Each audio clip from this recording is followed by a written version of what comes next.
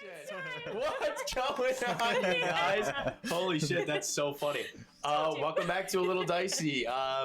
My name is Salvatore Sabraca. I'm your Dungeon Master now and forever until the day that I jump off the face of the earth into the sun and let the great flames of the Father Star consume me. Actually, when you jump off of flat Earth, you end up on flat Mars. Ooh. Shit. Yeah, sorry. Didn't think of that. Damn it. Two sides of the same flat Earth coin. The Earth is flat. Oh God. It's Rename the episode. Yeah. The episode is now called The Earth is Flat. Welcome back, everybody. If you are just joining us, which I believe we have a couple people who are just joining us now, welcome. Thank you so much for having us. We heard we were just prepping stuff, and we were like, oh, we're gonna get started, and Michaela, our lovely producer, let us know that we had someone in chat that saw our flyers that we put up around our recent, community sort of like game shops and different stuff. So welcome. I just wanted to say hello, and we're so glad that you're here. That's really cool. Yeah, like I said, my name is Salvatore Sabraca. I'm the Dungeon Master here at A Little Dicey. On this channel, we play some Dungeons and Dragons. Everything that you're going to see is entirely homebrew. The story is all our own. All the characters are original, or at the very least, I ripped them off from things that you've never heard of before. So they sound original to you, I guess. So yeah, that's great. Basically, we have just a few announcements that we're going to take care of right now. So, Michaela, why don't you go to Cassander instead of Battle Map? Yeah, beautiful. So we're going to take it over to Garrett. You guys can see probably on our overlay. Just give me a second. Hold on. You guys can probably see on our overlay that we usually have 4 players. Obviously, returning people know and love our Wild Magic Sorcerer, Jamie. Unfortunately, he will not be joining us this evening. I will be playing the role of both Indigo yes. and Kill. You will of not. course. Which is why I'm seated in the center. Naturally. But Jamie's a little under the weather, but he will be joining us hopefully next week. Thank you, by the way, everybody, for dealing with our little hiatus. I had a quick little bout with COVID-19. Round 2, I actually contracted that even before the vaccine happened. And We swear this man is vaccinated. I am. I'm triple vaxxed and everything like that. It just happens to, I'm an attractive guy. What are you going to do? You know what I mean? The virus is down to clown with me. So such is life. But here I am. We're all good. Everybody's happy. I did my quarantining. I've got all my antibodies coursing through my veins. So I've never been more powerful. So if you're watching COVID, I swear to God, COVID ends tonight. But yeah, we're going to be playing Sans Jamie. He's a wild magic sorcerer. If you're new here, we do have. I'm not going to spoil it because Jenna usually talks about this, but I have like a narrative reason for him not to be here, so don't worry about that. But yeah, that being said, we're going to take it over to Garrett for some social media announcements and whatnot. Yeah. Yeah. Cool. Yeah. We have social media. So that's the announcement. That's I would it. like to announce. Google us. Bing us. I don't care. Ask Jeeves if that's still up. Wow. So we got a bunch Pour of one out social for your boy media. Jeeves. Truly pulling out. We got Twitter. We got Instagram. We got YouTube. That's all under A Little Dicey DND. We also have TikTok and Tumblr, which is just A Little Dicey. No D&D. Get it out of there. No, we don't even play that here. We don't play that here. I use Netscape exclusive. So the Twitter will have announcements on stuff like, oh, hey, we're not playing this week. Instagram has fun little updates. I try to post clips on there from time to time. Our TikTok also has clips. It's TikTok. You know TikTok. It's TikTok. Statistically speaking, you started using TikTok in the last 2 years or That's so. very true. YouTube has all our old VODs and a few episodes of the podcast. Yes. Is that going on? It's going to be exclusively be uploaded to YouTube the night before each one of our live shows. So that's going to hopefully pick back up. Maybe not next. Oh yeah, maybe next week. Hopefully. Yeah. Yes.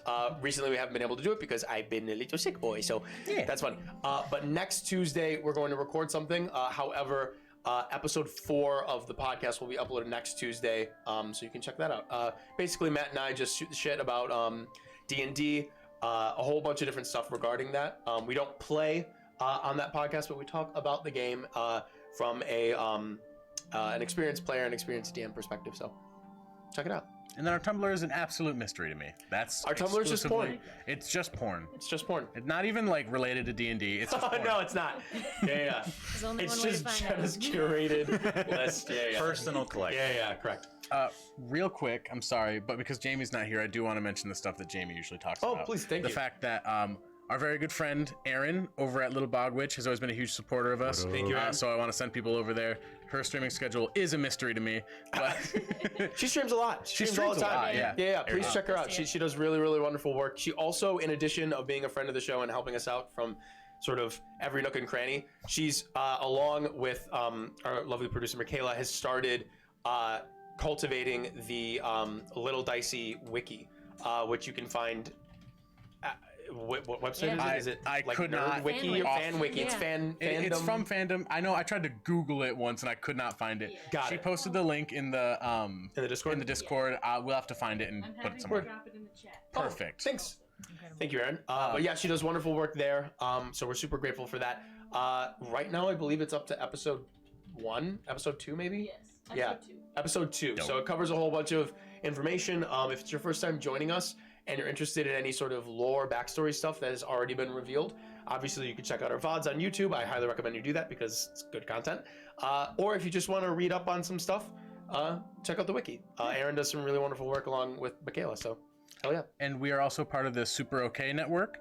ma'am. I don't remember exactly what he says about that, but Super OK is great. They have a website and a Discord, and they're all really cool people. Yes. Super OK is a podcast sort of conglomerate that our good friend Clay is a part of. They have a weekly podcast where they talk about all things gaming, tabletop, and otherwise. And each one of the 5 sort of core members of that group, they all stream separately. You can find all their information on their website, which I believe we've already linked in the chat. Yes, thank you, Michaela. So yes, thank you, Garrett. Now I'll shut up. No worries. Jenna. It's my turn. Yes. Okay, we're taking a long time, so I'm gonna go really fast. Okay, the cool thing that you can do on We this got all channel. time tonight in the world, Jenna. It's fine. We're no gonna worries. go. The thing that's really cool about our channel and our game specifically is that it's audience interactive. We like it when you participate. You can get channel points, which we call gold pieces, just by interacting in the chat and being, watching the show. And you can exchange them for cool things, like you can give advantages to your favorite players. You can give disadvantage to that DM right over Don't there. do it. You can. It's not allowed. You should. Uh-oh. You can make any of us really drink at any time. You can. Speaking of that. It says twist off right on top, man. Ow! Are you still, Give me are you a still shot, weak my from man. COVID? This hurts so bad. COVID really You got. did you Oh, you dirty. gotta. Okay. Oh, Michaela's Yeah. about to rip this open. Michaela's about to just. Holy. Wow. That was. You should be Bro. embarrassed. Michaela doesn't actually exist. It's just. I was hoping just they like would a- twist off the entire glass top. Point is, Michaela just Michaela fully grabs just a sword, emasculated. sabers it off. Where the fuck did you get this? Beautiful. Anyways. use your gold pieces, participate in the chat. Ooh, you can also make our sorcerer wild surge. He's not here today, but I think you could probably do it anyway. You It can would be still a lot do of it fun. anyways. You can still use the wild surge. You can reward. even spend your channel points, your gold pieces, to create an NPC of your own design and drop them right into the story, and Sal will invent them and do their whole accent and everything, whatever you want them to sound I will like. try my best. I'm pretty good at a handful of them. I will So- try. Do it. We like it when you participate. It's a lot of fun. We hope you do that. Okay, that's fine. Go. Yeah, cool. And then after the show, you can participate with us on our Discord. That's where we hang. It's gotten really fucking lively lately, which is Yeah, awesome. yo, our So Discord we got, pops off. We It's got great. people in there working on homebrew subclasses. Shouts out to Extra. Shouts out to Yeah. our boy Extra in the Discord, coming up with a whole bunch of different homebrew shit that Yeah. they share with us. It's really fucking So cool. Extra's throwing out some homebrew subclasses. We're trying to hit them with some feedback and kind of crowdsourcing some cool shit. So if you got some ideas, something you want to talk about, throw it in there. That's where we hang. And then we mentioned the podcast. So if you got questions for us about the game, about our specific characters, just about, design, any of that shit, we'll either kind of get to it directly in the Discord, or maybe it'll become a topic for future podcasts. So we'd love to see you there. I think that's pretty much all I got to say. Hell yeah. Let's go. Yeah. You guys want to play? Yes. It's been so long. Please. I know, it really Play the has. game. It's been a long time. All right, cool. Yeah, take us there. Take us there, Mikhail. Let's do it. Okay, y'all. So, Take us there. to. I don't even know what I was saying. Were we not doing Higher by Creed? The greatest Take song about that. higher. Come on. How long can we do this before our Let time him is do the taken down? monologue. He's gonna go into a monologue we about just got Creed, actually. we just got so- demonetized. Oh, we did? Yeah, it happened. Yeah. They just rappel down from the Creed themselves. Comes down. Okay, y'all. Here we go. So, when last we met, you all were finally able to rest in the halls of the King's Hand Chapel of the small port town of Eodra, by the hospitality of Mother Alessandra, the matron of the chapel, as you were unceremoniously kicked out of the Hangman's Tavern the afternoon prior. Why are you looking at me? No, just saying. You're a handsome guy. After having quelled an unexpected insight check. After having quelled an unexpected ritual caused by the young hand of the chapel, Samson, you all got as much rest as you could. Some of you sharing an eerie dream or two, but resting nonetheless. Mother Alessandra asked you to search for Samson as she hadn't seen him since the incident last night. From there, you went out into town to try to figure out what really the fuck is going on here. I literally wrote that. So many people have gone missing and only a bit of it seems to add up. You went back to the tavern and discovered that Mywin, the barmaid and daughter of Hanger, the owner of the tavern, had not shown up for work this morning. There seemed to be a misunderstanding from someone when Ellerig, one of the other, not patrons, one of the other co-workers, took the night off last night. You actually ran into Ellerig on a walk with a friend of his named Monia. He says he has no idea why she would be missing, Mywin, and you parted ways on the beach. You continued to look around, seeing if you could figure out the whereabouts of Samson, or Mywin, or even old Krister, one of the other denizens of the port town of Eodra that has gone missing. This brought you to the sheer cliff on the northeast end of the island, where Samson said he had found the tome he used for the ritual last night. After searching for a bit, you found a small tunnel system that led to an underwater cavern. Here you met the very odd, secluded young woman named Desmua. She seemed to want to see, quote, the boy, and perhaps lived in this dark, dank cavern. After terrifying most of the party, Kill had a bit of conversation with her and was able to exit the cavern without conflict. Amongst the darkness was a wall of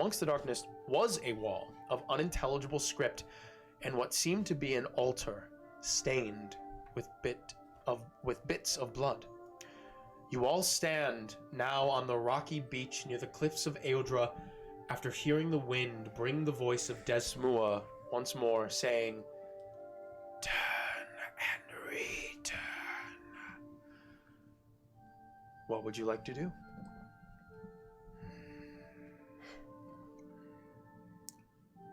Kind of a one-track mind on that one. You think? Y'all did hear that, right? Yes. Well, some of it. Keep checking just to be sure. I can hear her.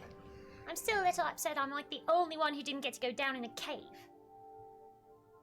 Well, he was there for about 5 seconds. Right, yeah, it wasn't a fun time. 5 seconds is better than 0.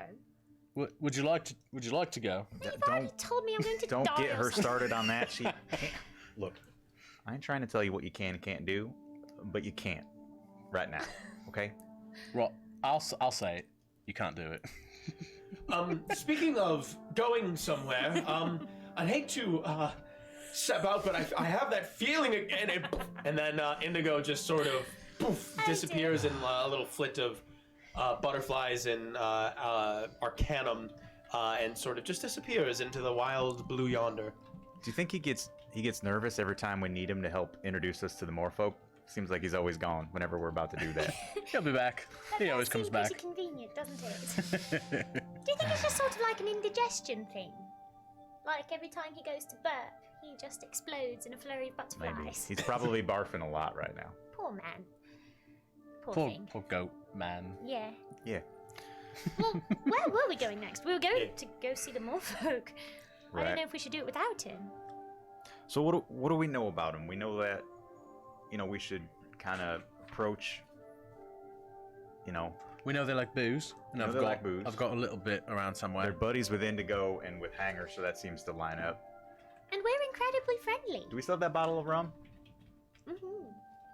I believe I gave it to someone to drink. Okay. I was drinking it with someone, is what it was. So I've got a little bit left, and he just like swirls around, just like there might be like 4 shots worth in there. Word. With someone. I don't remember it right, because this much was roughly what I drank. He just like to the rest of the bottle. Good for you for sharing. So, I don't know. Where to? I guess we know they're in the. I think we know they're in the woods, right? Mm-hmm. So we could. We know they're nomadic. They move around a little bit. Yeah. Why don't we just sort of follow our noses and see where they lead? It did get us to the farms that one time, so maybe if I just... he just sort of like... Ooh, I know. Oh. No, great plan. Great plan. I fucking support this. Can I pick up like a little stick, like a dowsing rod, and like try and point You toward can certainly try. Gonna. You walk over to where the grass starts to bleed into the rocky shore, and you find a few remnants of some fallen bits of twig and whatnot from trees, perhaps that the wind has brought and sort of cast against the rocky shoreline. You walk up and you grab a few and you hold them out and you sort of rub them together and you close your eyes and you begin to mutter a little bit of incantation.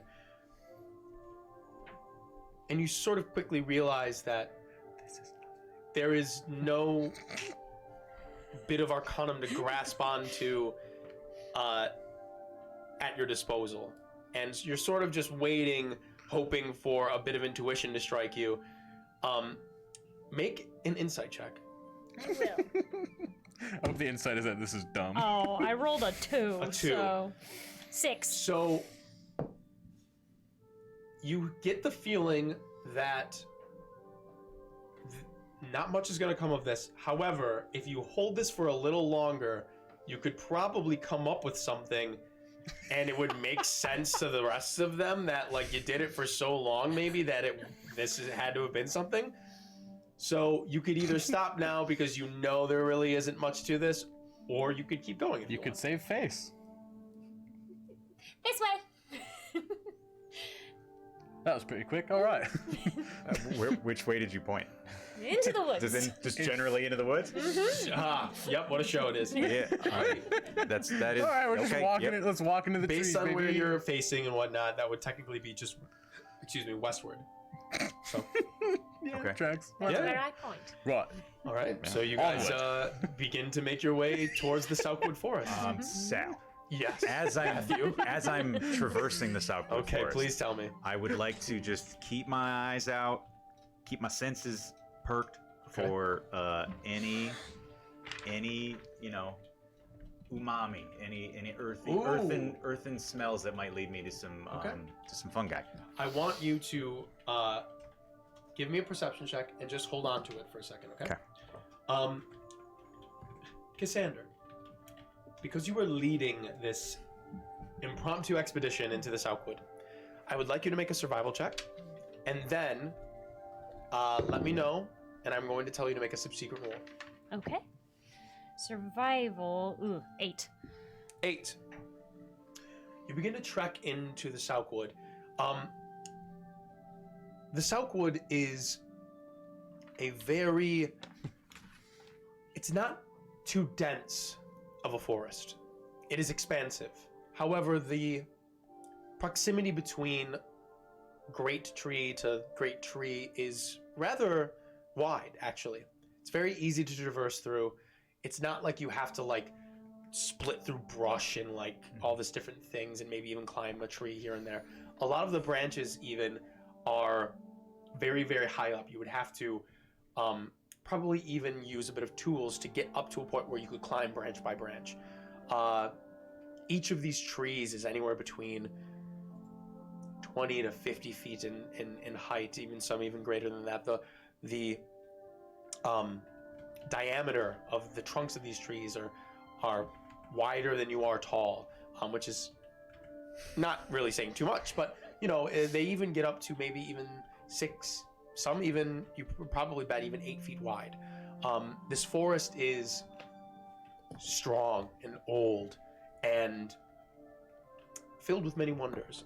And you begin to just walk through. You can see that towards the sort of lip, I will call it, of the forest here, there's a handful of tree stumps and whatnot. It seems a lot of, not a lot, but a good amount of this portion has been visited by the settlers of Aodra. You do know that there's definitely a wide portion of the Southwood near the settlement that has been deforested and used to build the many houses and different structures of the town of Aodra. And it seems they're beginning to make their way this way as well. You traverse and travel for 20, 30 odd minutes as you're all looking around. Kill, can you tell me your perception check for me? 19. 19. At about the half-hour mark of you guys walking through the forest, you don't really see too much. There are a few critters running around, some different squirrels and whatnot, like maybe a chipmunk here and there, an owl or two sort of on a branch, perched, sleeping that one of you catches an eye on. However, Kill, you keep your eye lower to the ground. On the forest floor is where you will find most of what interests you. And eventually you actually come upon what seems to be a long, fallen tree. Not too far into the forest, but certainly in the process, deep into the process of degradation. And immediately, before you even see this dead Southwood, you smell upon the air the aromatic stench of many, many different fungi. This seems to be an ecosystem all of it of its own. This is a smorgasbord, what's the word I'm looking for? What's that cone? Cornucopia. A cornucopia of fungi, if you will. And A fungacopia. a fungacopia. Yeah, you got it, buddy. And you begin to rush over to this fallen Southwood tree. Go ahead and give me a nature check with advantage. Well, there's not corn in there. And Cassander, I would like you to roll a d6 and let me know what you get. 3. 3. Good to know. I rolled 2 4s. 2 4s. For 7 total. For 7 total. You begin to rifle through some of these funguses. And, you know, a lot of them are things that you're familiar with. Nothing that that stands out to be like an interesting specimen to the point of discovering something or gaining new insight about anything. There are definitely many reagents here that you can cultivate and harvest. However, there is nothing of interest beyond this being what would have been maybe a welcome sight to you as a hatchling. Yeah. But nonetheless, this is still a very bountiful picture in front of you. If you'd like, you can begin to harvest. I will allow you to make an additional roll to harvest some of these things. You can use your alchemy, or excuse me, your. How did I roll a third 4? A third 4. But with my herbalism, it's an 11. 11. Weighted. You don't have trouble gathering these reagents. Dice jail. It just takes you a little while because it's almost overwhelming how much of it is here. I just keep getting excited, like, ooh, Yeah. Yeah. trying to find the best one. Kill. Which one is ripe? Take some time here. What are the two of you doing? Kill begins to look about this, and about 5 to 10 minutes pass, and you can tell that he is not done anytime soon. So, would you two like to look around, rest, join him? What are you doing? I imagine I'm just like exasperated leaning against a tree. I might be, if there's something shiny around, I might check, but like there's not a whole lot in the woods. Do you want to that's give me gonna a catch my eye. perception check? Sure. Sure. Cassandra, while that's happening? Well, after he's done looking around, or maybe before, 11. I was gonna say to him, "Hey, can you give me a boost? I want to climb a tree. Can you put me up there? You want? Just on the branch, Yeah. and then I can get the rest of the way." All right. I can't reach the And red one. I just sort of like do one of these to. Yeah. Sure. Go ahead and give me a athletics check with Athletics. advantage because Kaz is helping you. Mm-hmm. Your 11 perception check, Sir Kaz, reveals not many shiny things. Yeah, I buddy. didn't really expect it. You do look around, and as you're sort of lobbing Kiss up to the nearest branch on the tree that you're leaning against, you look out sort of in the distance of the Southwood, and you swear you can see a bit of movement, maybe 100 or so feet away from some sort of creature. Relatively large as far as you can tell. You can sort of almost hear, now that you've gotten Kiss out of the way and you're sort of honed in on what is going on over here, you can almost even feel like you can hear in the distance like a general like rumbling guttural sound. Not anything like a growl, but just a general like just sort of in the distance. Right. From the direction of this figure that you see just trudging. Looking over at Kill and realizing like he's gonna be over there for a while, I'm gonna try to get Kiss's attention. Just like I mean, you're just climbing up, right? Yeah. Maybe just like a little slap on the tree. Try to get your attention. What was your athletics check? 11. 11. Not too bad. You are able to hoist yourself up to the first branch. You, however, quickly realize that it might be a little bit more difficult to scale more of this tree alone. You can probably do it. It's just not something you've necessarily done too many times before. But you do have the wherewithal to figure that out. And as you're sort of looking at the branches above, you hear the slapping of flesh against the wood beneath you as Kaz looks up at you. And I. You miss me already? Well, there's something over there. I'm just gonna go check it out real quick. It's probably nothing. Oh, be But safe. you know, just be a little quiet. Don't get his attention in case it is something. Oh, please don't get yourself in danger. Well, I'm not gonna do that. I'm very sneaky if I want to be. Do you have like a word you're going to say if you are in danger and you need help? I'm probably just gonna yell help. Okay. Yeah, all right. So I'm gonna go check it out. All just keep a lookout. That's all I'm saying. Oh, yes. I will. All right. Because he's pointed it out to you. We're getting raided with a party. Oh, hello, guys. Thanks for joining us. We've just ventured into the woods. Oh, how exciting. Because Kaz had pointed out this sort of figure in the distance, and because of your vantage point here, you do gain a pretty good eye on it. You can't necessarily make out what it is. It's rather large, seemingly on all fours, and it seems to be lumbering. Kaz, are you attempting to... I am indeed attempting to stealth closer. All right, go ahead and give me a stealth check. All right. I'm nervous. It's fine. 25. I shouldn't have been nervous. Yeah, I don't know why you were. You quickly dash to a nearby tree here and there, just sort of picking your moments in between the sort of rumblings and heavy footfalls of whatever this creature is as you get closer and closer to move in accordance with its gait. And eventually you find yourself rather close to it. Eventually it stops at one nearby tree and lifts up onto its back feet and puts its large clawed paws up against a tree and begins to sort of scrape against it as its feathered head turns to one side and another, and its beak scratches at the bark of this wood and begins to lick sap from it, as you can hear like the hooting guttural growl of what you now can see is an owlbear.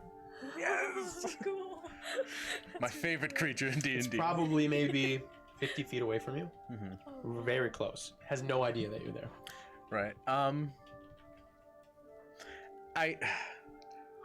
As Sirikaz Thelani, I'm not sure I know what this thing is. To be I would honest. say you would. It's Like- not like... That's like saying like you don't know what a bear is. All right, so owlbears They're- are that common. They're in this. common in the sense of if you live by the woods, or like if you've ever heard a story of like a bear attack or whatever in the real world, you know what an owl bear is. Okay. You might have never seen one before. Like I've never seen a bear before, and we live here. Like there Fair are bears enough. here. You know what I Yeah. mean? So like I've never seen one.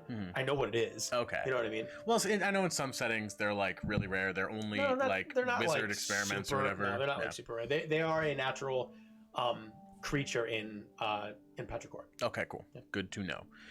Having seen it, I think Kaz is gonna be like, and immediately turn around and like stealth back because I'm not gonna lead this thing. To Go ahead and give me friends. another stealth check. Yeah. I've been resisting the urge to just yell in excitement about these mushrooms so hard. That one. It's technically a 12, Okay. but it isn't that It's one. a nat one. Good to know. Kaz, you see the owlbear, and you turn around, and in your haste of like, all right, I'm not fucking with that. Yep, you absolutely. immediately turn and you neglect to account for the sort of protruding root from the tree that you're hiding behind that sort of just acts as like a perfect little nook that your foot just gets caught in, and you hit the ground, and you suddenly hear as you sort of look over, and the owlbear sort of plants its feet and looks directly at you. I'm I'm gonna stand up and try to make myself big. Make an intimidation check. I'm like 5'6". Owlbears yeah. are huge. I don't know what else to do. I don't want to. Play dead or something. That's the. That is a nat 20 for 27. Oh Dude, my god. what is your dice? Amazing. It's one or the other. I'll take it. Jesus Christ. Or whatever sound an owlbear No, makes. you did not. You throw that dice away. I'm sick of this shit. Put it away. That's a natural 20. Does that beat a 27? They are both auto successes? auto successes because they're ability checks. Stalemate. Oh, I thought it was the other way around. It was auto success for attacks, not ability checks. No, it's a crit for an attack. Oh, okay. Most, fair enough. unless it is impossible to do, I usually run auto successes. Okay. However, Are they just gonna stare each other down? I'll rule this. Excuse me. Actually, technically, it would still be a tie because I would rule it for different reasons. Now that I'm looking at stats, it would still be a tie even with your 27 because I rolled a natural 27 based on how I'm ruling it. Oh, wow. All right. Cool. It's sort of like you're challenging it, and now it's like, yeah, I'll challenge you, motherfucker. Fuck. Yeah. So you sort of make yourself big, and it just sort of looks at you and stands up fully as well. And you can see its feathers just The fact that you rolled so well got it really excited. Where before it would just I've be actually like, done this in a campaign before where my nat 20 intimidation almost gets me killed because it No, this is scares great. people and they're like, I gotta kill this guy now. yeah, based on what I'm doing with it, and I rolled a natural 20 Oh god. in combat with that. This makes total sense. So you all definitely hear this sort of like exchange of war cries from first Sierra Kaz, and now as you all turn, some sort of creature in the distance. I'm already so turned on by these mushrooms. And Oh, yeah. when I hear this battle cry, I also let out a battle cry. Hell yeah. I don't even know what it is yet. I just like instinctively like, fuck yeah. Yeah, hell yeah. I've gone full Super Saiyan now. I love it. word was supposed to be help. Yeah, so after you hear that, I'm assuming you're gonna hear the of me running back. Oh yeah. Hey. Thank the Lord. Thank you. Okay, so because you have a few ways to run because you are a rogue, you begin to run. Yep. And you can very clearly hear the owlbear gaining on you Oh my god. because it is faster than you at your base speed. That's fair. However, if you'd like to dash and also use your bonus action to dash because you are a rogue, you can do that. You will eventually outrun the owlbear. You can dash and bonus action dash? As a rogue, yeah, you get a cutting action to dash. Rogues be cool. Yeah, I'm gonna go ahead and be doing that. Yes. So even though you are probably maybe like 100 or 100 and so feet away, in a few moments, you all see Seaward just fucking bolting towards you as a incredibly large, well, actually, you both would know what this is. An incredibly large owlbear is just stampeding behind him. They're both running top speed, and at this point, they're basically about to be upon you. Kaz only being 10 feet away from you, and the owlbear being 20 feet away from you. Can I do Oh my symbiotic God. entity as I'm getting revved Certainly. up? Certainly. Yeah, okay. Are we allowed to? Are we? I'm giving you one action to. Wait, as I get prep. close, just help! Okay, I have a thing that I would do. Oh, What would you like to do? who gets to go first, me or Matt? Matt's already done his symbiotic entity. Oh, he's done it already. Can I cast a spell? Will you let me? What would you like to cast? Shatter at the second level? Oh my god. Sure. Do I make a save? Do you make an attack? You make a save. I think we also make saves, right? Nope. Can you read the spell You sure to me? about that? Well, he might. You're good. Each creature in a 10-foot radius centered on a point I choose. You might be Which, just outside. if it's- What's the range? 60 feet. You can make it so that it only hits the owlbear. 'Kay. That's fine. Oh, tailing behind. Okay, yep. I'm gonna do it. Make a save. Okay. Oh, it's a what ki- con save. Sorry.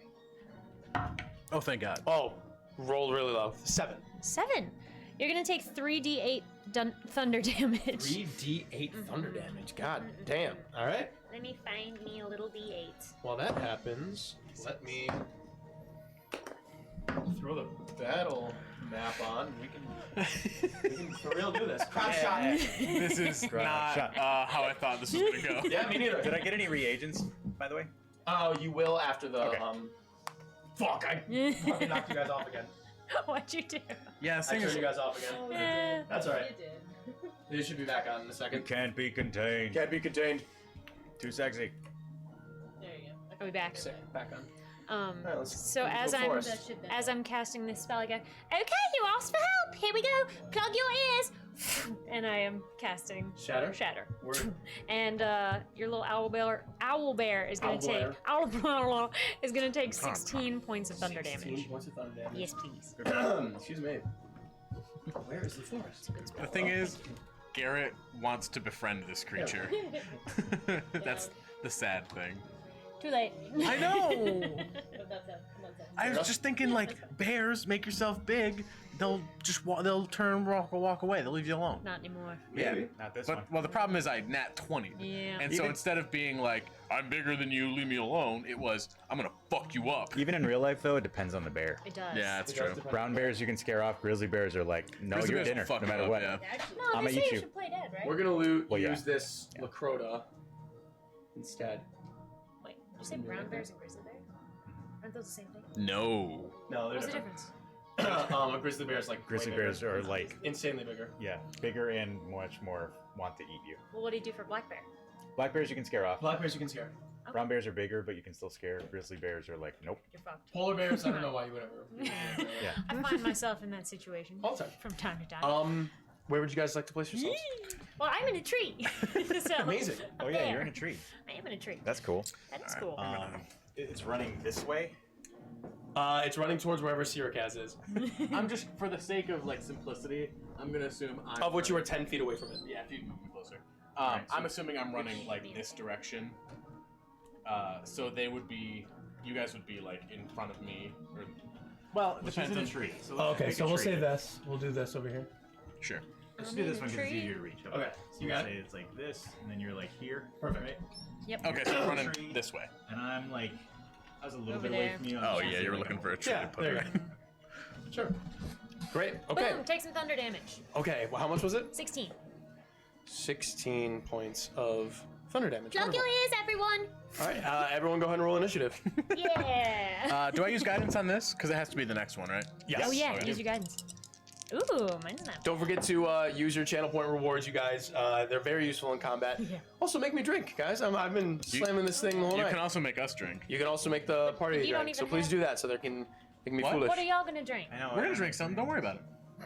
Don't worry about it. All right. I'm just gonna go. So get I was my just trying to get you to spend 40 it out on of my that, so trunk. you don't spend it on DM disadvantage. Garrett, what'd you get? So. Oh, sorry, 15. 15? Jenna? 18. Damn. Yeah. Guidance is a D4, 7? right? Yeah. Okay. Jenna? Ooh. Garrett? Nice. Me? And Matt. All right, beautiful. Okay, so 16 points of thunder damage as you loose a card that flings near this owlbear, and it just blows up near its face as it. And it is trained on all of you now. Jenna, you're right up. Oh, I gotta go again? You're first up, right? Yeah? Oh yeah. Okay. Knit how it work. It's not that close to me yet. Okay. It is 5, 10, 15, 20, 25, 30, 35, 40 feet away from you. Fuck it. Is that including elevation? What am I, 10 feet up or something? 50 feet away from you, technically, including elevation. I'm gonna do the same thing again. All right. Make sure you're marking off these spell slots. Oh, I'm marking it. Make a con save. That is going to be a 17. That will save, but you're still gonna take half. Take half. damage. Got it. So, let me see what I roll. Ooh. Half of 13 is 6 or 7. We'll do 7 because we'll round up. All right. Take 7 more. Alrighty. Once again, another card just blows up near the side of its head, and it just winces, and you can see with each blow, it just gets more aggressive and more aggressive. You leave my friend alone. We have every right to walk in the woods. Alrighty. Garrett, you're up. All right. Seeing these explosions, I'm gonna be like, my friends are here. I fucking got this now. But I will. So I'll like turn around and be like, I truly didn't mean to disturb you, and just hit him with my longsword. Go for it. You have to get up to him, right? Yeah. So 10 feet to him. 10 feet? Isn't it 10 feet to him? From where I am? Oh, sorry. I thought you meant 10 feet to hit him, and I was like, Oh, God. no. Nah, bruh. No. All right. So I get up to him. So that's a dirty 20. It hits. Dope. And D8 plus 5. 9 slashing damage. 9 points of slashing damage. And then after that, I'm going to immediately turn tail and use my bonus action dash to get somewhere between kill and kiss. Okay. Ideally, 40 to 50 feet away, since 50 is my max. While you're up there, can you move the book down slightly more so we can see the kill and That one? Yeah. Dope. Gets you 40 right there. Nice. Dope. All right, and he takes no attack of opportunity. Oh, wait. against you. I didn't roll for sneak attack damage. I'm a dumbass. Oh. No one else is around. Do your sneak attack. So he takes another 5 points of slashing damage. 5 points of slashing damage. Gotcha. And because you are a swashbuckler, you recur no attacks of opportunity against you.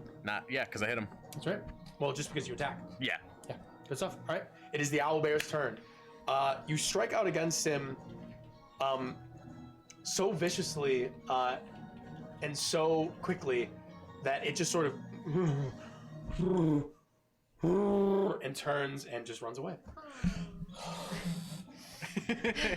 I am You can use going. action to dash and leave. I'm just gonna collapse onto my back, just breathing heavily from that sprint.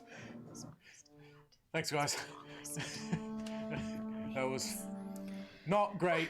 My apologies. No problem. I got to try something new. That was really cool. I'm glad you had a good time. Where'd it go? We're all right now. It's gonna take me a minute to come down. He puts his That was hands over his. Pent up energy. I just start swinging the hammer. Yeah. Just kind of really get the adrenaline. I had all this initiative, and then it was just sorted. Wow. I'm really good. Yeah, that was That's what I learned. tops. We made a good team. Yeah, Yeah. we certainly did. It did not stand a chance. Oh my god. So, something that I'm realizing though is that we really haven't come upon the Morph-folk yet, which is really not what I expected. I thought we would have reached them by now. So, what do you think? Should we turn around? Did that technique give you kind of a distance or just a direction? I've never seen that. That's like an ancient technique passed down amongst your tiny people. Is that? Yes, it is. And it's something we halflings do all the time. Roll deception. And I'm so, gonna roll insight. alrighty. Yeah. 22. You can roll deception if you'd like.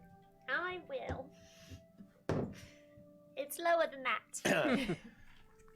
Kiss seems to be lying. I wonder if I might ascertain why Kiss would be lying. Probably. That's a high roll. That would be a high roll for you, I think, because, like, I don't think you would understand the idea of her being prideful. Yeah. Okay. So what do you suggest we do then? Well, I don't know. Does anyone have one of those, like, cool spells that just, like, tells you where your heart's desire is or something? Or, like, you know, like a sort of magic compass that leads you in the right direction? Well, there's not a thick canopy or anything here, right? No, the canopy's not relatively thick. It's Yeah. it's a very open forest.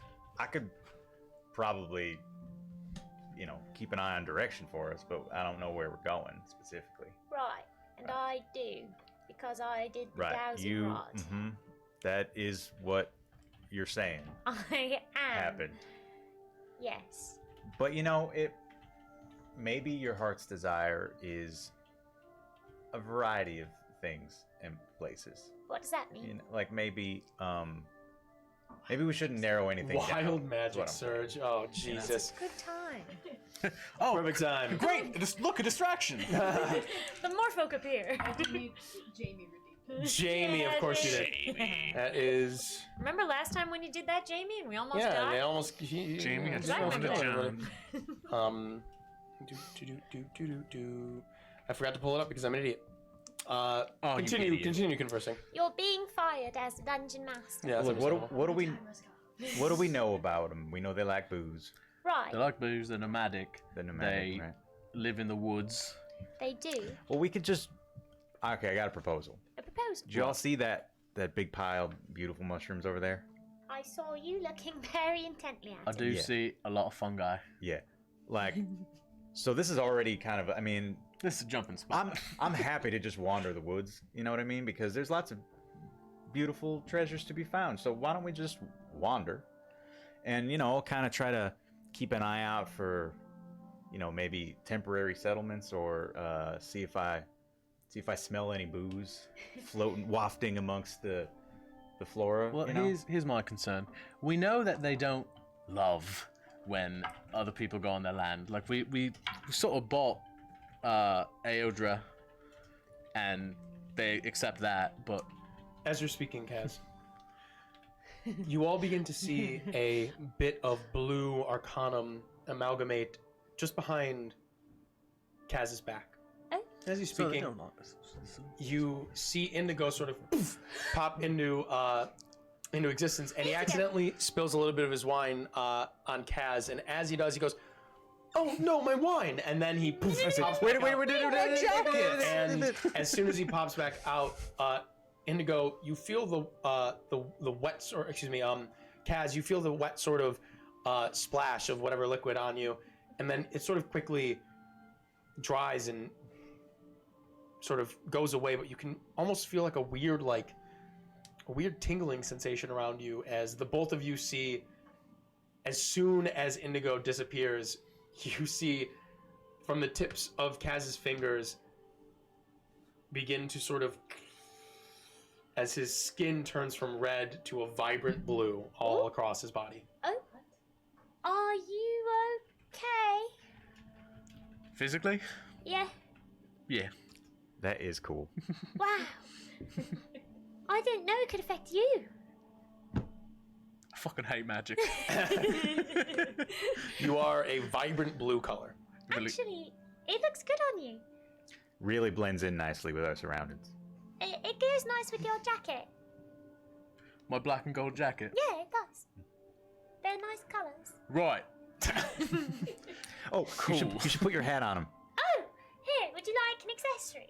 It really. Oh, yep. That sets it off. Oh yeah. That sets it off. I think that's Hell nice. yeah. All right. If we're quite done, I would like to either find the more folk, or just stay here for a couple hours and hope it disappears. I think it'll disappear. But in the meantime, it's sort of, aren't you sort of a man of disguise anyway? Sort of exciting. Right, yeah, the disguise. I don't have a disguise kit, but if I did, I'm not sure it would cover all the red or the blue. I have blue skin now. No, my point is, isn't it sort of exciting for people like you to get to dress up different and disguise yourself? Have you ever been a tiefling? No. Right, so I've had this color skin my whole life. I was born with it. Right. It's a weird part of my identity to lose. Well, I'm sure it'll come back. Don't worry about that. If I was suddenly tall, I wouldn't stop being myself. But you'd feel weird, right? Like this, I'm more disturbed than like angry or upset. It's just a weird thing to have happened. I got wine spilled on my favorite jacket, and now my skin color is blue. Yes, well, I was a think it rabbit looks yesterday. nice. That's true. If anyone would understand it, I guess it'd be you. Okay. If we'd like to move on. Hey, down to business. Right. Okay. I like your plan. We could just do some old-fashioned tracking, or if I rest a while, I could send off a little spirit guide to scout sure. around. Well, we can rest plenty of time. Maybe they'll wander upon us. Maybe. Sure. Maybe. I'll give you a little time to maybe get used to your new aesthetic. Right. I'm sure, right. All right. So I'll just I'm just gonna finish collecting up whatever mushroom samples I got as a Sure. part of a long rest. Just, Yes. or not a short rest. Short rest. Yeah, no worries. You guys can mark a short rest if you'd like. Yeah, I should have healed up, You actually. acquire what you can basically just write down as common fungi. You can mark down that you harvest 5 usable samples of it. Just common. Common, yeah. 5 common reagents. Common is sort of irrelevant because you can use them for whatever menial tasks that you normally would. Anything uncommon and above are going to have a specific name names or whatever, yeah. Yeah, So, makes sense. Yeah. Okay, cool. I'm also just gonna sprinkle in some spores from my my local buddies certainly do. to grow amongst to make new friends. Sure. Y'all are gonna be happy here, I think. Isn't it cute the way he talks to the mushrooms? Yeah, cute to what I'd use to describe it, I suppose. I think it's sweet. If it was anyone but Kill, I might be a little disturbed. He's sort of endearing, isn't he? Well, he's got a lot of mushrooms on his back. It seems like it's kind of a shtick. Give one of them a little coochie coo. Uh-huh. You give it a little coochie. And give it a little coochie. I put it, yeah. Never mind. Anyways, so what do you guys Thank want to do? We're wandering, I think. Who is leading this wandering? Not me. Okay. Oh, I'll lead. I'm Alright, not go ahead and running make a to no survival check for fucking owl there. Turning blue. It's been a weird day for As me. we're walking, I'm playing one of my instruments, maybe my little thumb xylophone, and I'm just quietly singing all the songs that have the word blue in them. Okay, sure. I'm blue. Exactly. Just quietly playing that as I Word. trailing. Good to know. It's called a kalimba. Yeah. Kalimba. Thumb xylophone. What? Yeah, What'd you roll? I'm gonna call it the whitest name I can come up with. Thumb xylophone, for sure. Whatever. What'd you roll? I rolled a 26 26. survival check. I would like you to roll a d20 for me. You survived so hard. That's a 13. 13. You begin to traverse the Southwood Forest with no trouble at all. You sort of can see through the open canopy into the sky, and you can mark where the sun is, keeping track of the time and the direction as you turn and look, and you can see one of the stars that marks direction. And you sort of go, okay, that's north. We've been walking this way. Let's go check over here. Having a small idea of the sort of essential layout of the island because of the map that you procured from Jens and Emil, you begin to sort of figure out about where you think you might be, and you begin to try your best to make a little bit of a circle on the outer edge, or as close to the outer edge of the forest as you possibly can.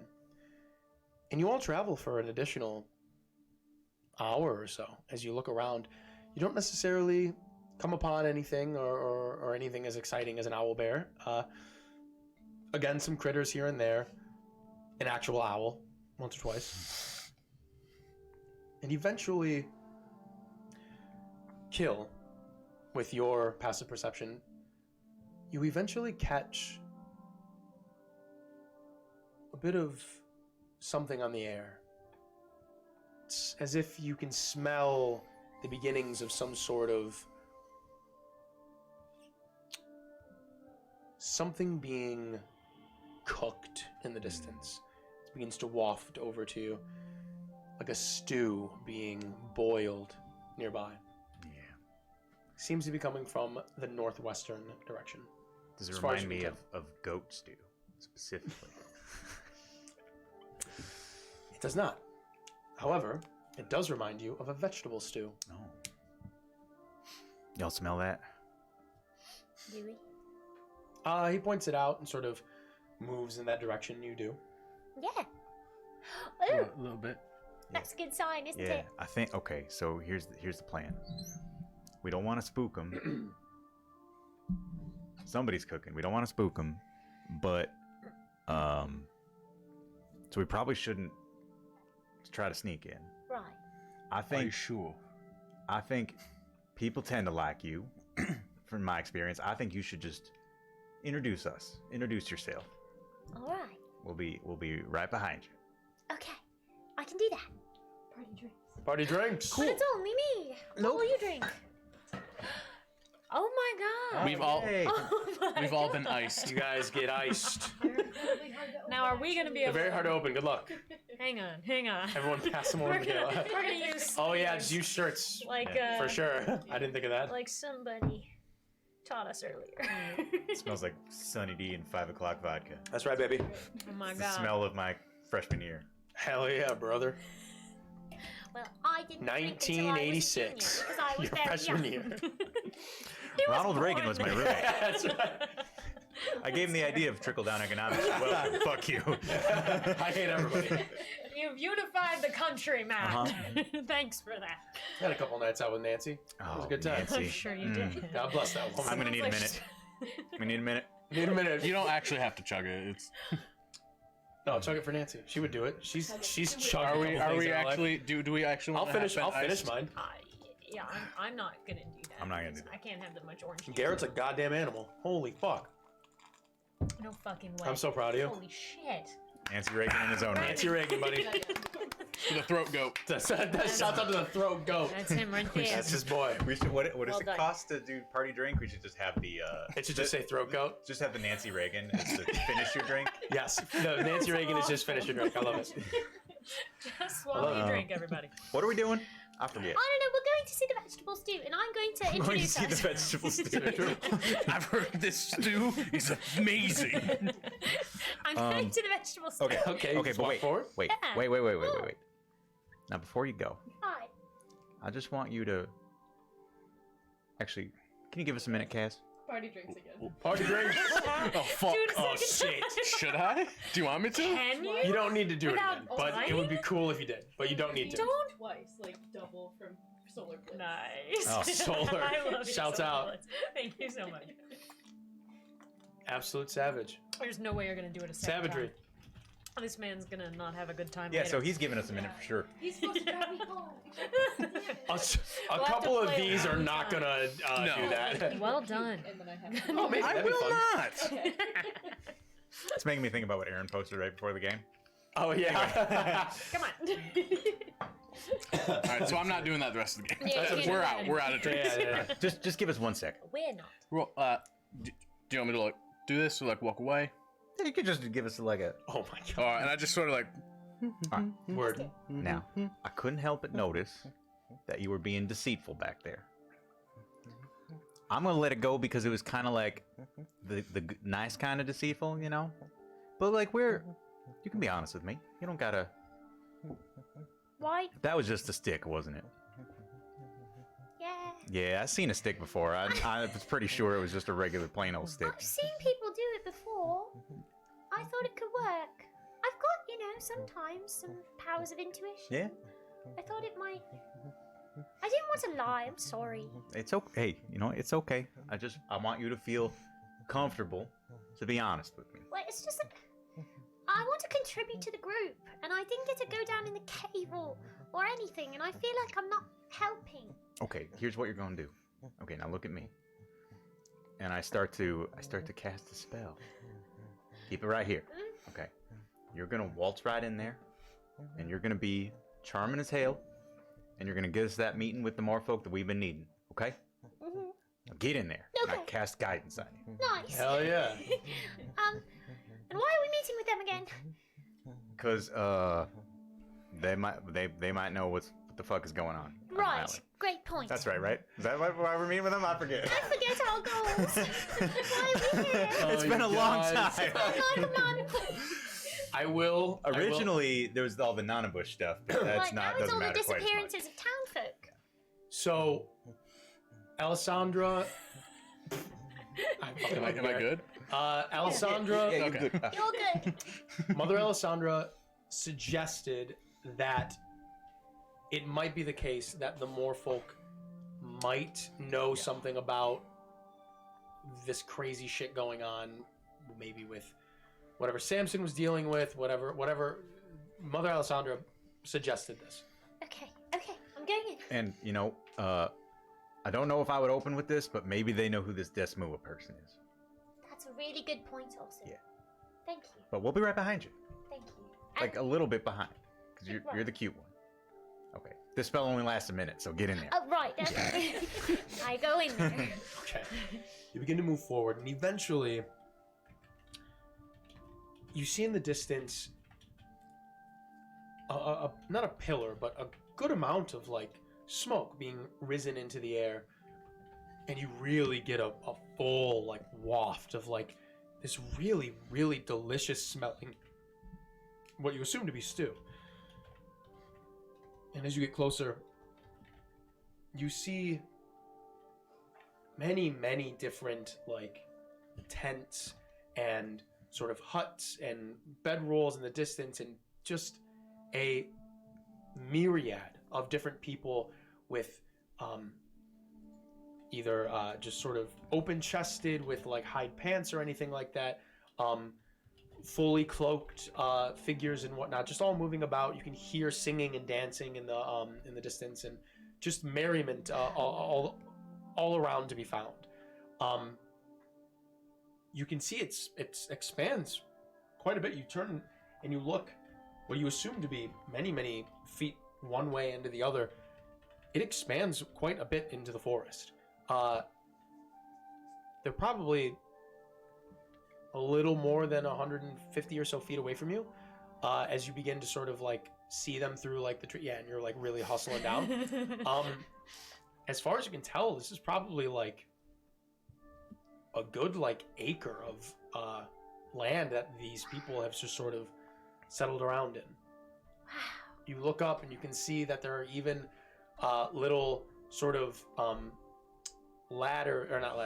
bridges set up from branch to branch that sort of expand the distance between settlements of people and whatnot in this great settlement.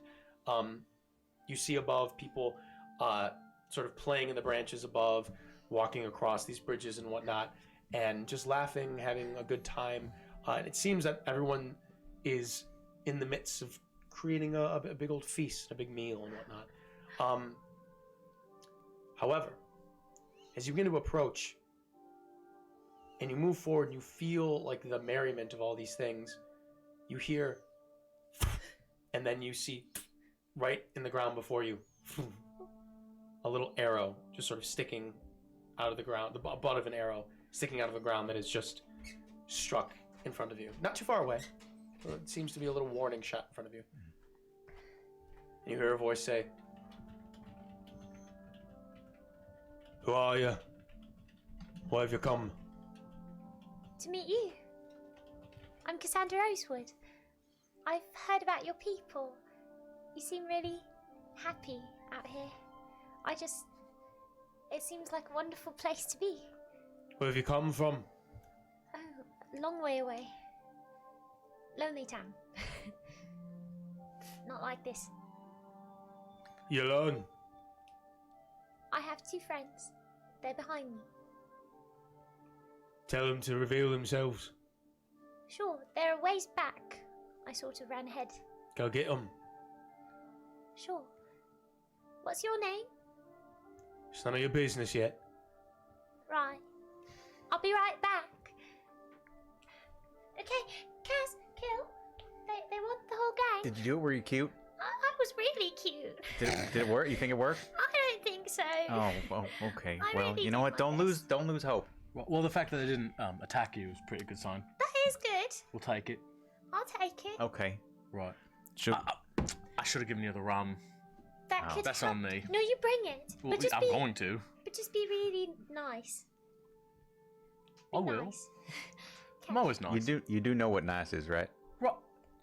Polite. This is not nice right here. Use your just manners. check. I'm starting to feel a little offended. Just checking, cause I don't never know when you're gonna think someone looks cunty. You know what I mean? Well, I understand that there's a little more stake in what's going on here than us just hanging out at the tavern. Okay, I'm just There are checking. stakes there too. Well, all right. By the way, can you actually let me know when someone looks cunty, just so I can learn? I don't really. Because it's not clear to me when someone's cunty or See, not. I wouldn't All right, I'm just use gonna a keep word walking. like I think that. I'm just gonna walk as they're like bickering. I'm just gonna go with like rum out first. Sure. But like slowly. Sure. Eventually, you actually come upon, you can see 2 figures just sort of standing, leaning against a couple of the trees, dressed in like hide, not necessarily armor, but fully sort of covered and everything. You can see that there are bows strapped around their back with, a basket. I can't remember off the top of my head. Quiver? A quiver of arrows behind them on their backs. And they just sort of look up. You can see that there are a little bit more of weapons at their hips as well. And they look over and they... You with that little girl? Yeah. My name's Sir Castellani. Kaz, if you're feeling nice.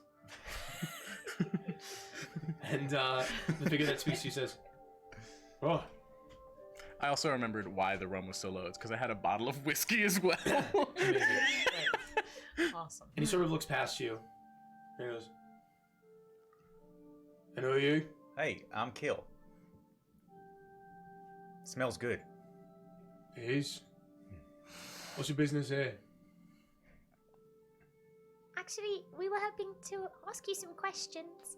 There's some weird things going on outside the forest, and we've been looking for answers everywhere. No one seems to know anything. We thought you might. What sort of weird things? People are disappearing all over the place. There was a guy who turned into sort of like a bark tree monster. Thought maybe that was something that you guys have dealt with before. Also, do you want some rum? Make a persuasion check with advantage. Since Yeah! we're all doing well with this. I can contribute to the. I know you're all making some stew. I could contribute. And I just gotta show them I'm like, check these. 21. This is my health act. Amazing. I'm just gonna keep doing it. The figure Good looks at their friend, and their friend looks back at them with an eyebrow raised, and sort of chuckles and smiles, and he looks back at you and says, "Oh, well, it's a pleasure to meet you all. My name's Barani, one of the scoutmen here. You all seem nice enough. You've got gifts for them all. It's good. I don't know if we could help you out in terms of providing answers to your questions. At least I know I can't. But perhaps you can speak to one of the elders. They know a lot. If they've heard of anything happening like this, I'm sure they'd be willing to help you out. Especially if you brought us a little bottle of booze." I've got this, and actually, I actually turn around, and reach in my pack. I've got a bottle of whiskey too. I actually forgot about this one. Fuck. I would have started with that. if I Yeah, that would have been remembered. a good idea. Right. Come on in. That'd be great. He leans in and whispers something to the other one, who begins to rush off to another area of the Southwood. Borani. Oh god. What? Wild magic. Wild magic surge? Amazing. By the way, you guys know our friend Indigo, right? He's kind of popping in and out. Okay. But I just want to say, Extra said, I wonder if they'll recognize Indigo. What? In the split What? second. That's amazing. That's really smart. That's a plot-driven choice. I was thinking the same thing, but I was like, I don't know, I can't make this happen. That's Yeah. awesome. I have to make this happen. Thank you. That's really cool. Indigo shows up and Oh no. fireball. Oh no. Why? Just happening. Let us roll is the it- wild surge. Dance macabre again. It's not Dance Macabre. It's a little tough, though. Let us roll. Okay, it's not that tough, but this is going to suck. It's not that Fire tough, though. spiders. No. Indigo sort of, you all see once again that blue bit of Arcanum, except this time it appears behind Cassander. Oh, you should watch this. And and Indigo appears in front of you. Hey, buddy, just in time. And Barani turns and looks and goes, "Oh, Indy, it's good to." And as he says this, Indigo just sort of, and there's no save against this. There's no because it automatically hits you because that's the nature of the spell. He casts Magic Missile at you, Cassander, at the 5th level. Holy fuck. So you suffer. Why is this on the table? On the wild magic table? I rolled really low. Ooh, God. Stop rolling dice. There's 5 of them. They're only D4s, though. Yeah. You suffer 16 points of force damage as he and it just nails you in the back. Indigo! I'm so sorry. Oh shit, he got me. That's a good one. Holy And fuck. Barani just says, "Oh yeah, it's happened a few times. It usually happens a bit more when he's drunk. Did you get him drunk?" He's always drunk. Try to keep him from getting drunk. What are you talking about? Yeah, that's right. That's right. It's been a while. I've never seen him without wine in his hand. Me neither, actually. Well, yeah, actually, I'm not normally this blue. Oh, really? Yeah, normally it's more like a crimson red. That's Oh, an Indigo interesting. thing too. Yeah. And that was Indy. Yeah, look, maybe an hour ago. We might be able to help you out with that. I think he actually did that to one of the kids not Oh, too yeah. long ago. Yeah. He, he likes to frolic and we all have a good time. And Right. he had one of those, I mean, episodes happen. I guess I prefer this to that. Yeah, it was tough. That was tough. Yeah, I didn't know we were play fighting, and then I just slugged Kaz on the He takes 10 bludgeoning. I would just die. Die. Yeah. Excuse me. DM Drake's also. Oh shit. Nice. Fuck! I finished mine. I So will. generous. I will do No. it. I will Oh, do good it in a boy. second. I will get more booze. Actually, well, not that this is like super the most relevant at this moment, but Indigo's been mentioning something like he can't really, always remember where he's from or his past. How long has he been with you all? I was with us for a month or so, maybe even longer than that. I don't remember. Yeah, we just sort of discovered. He just sort of wandered out of the woods, and we were like, "Oh shit, he's a special guy." You know what I mean? Yeah.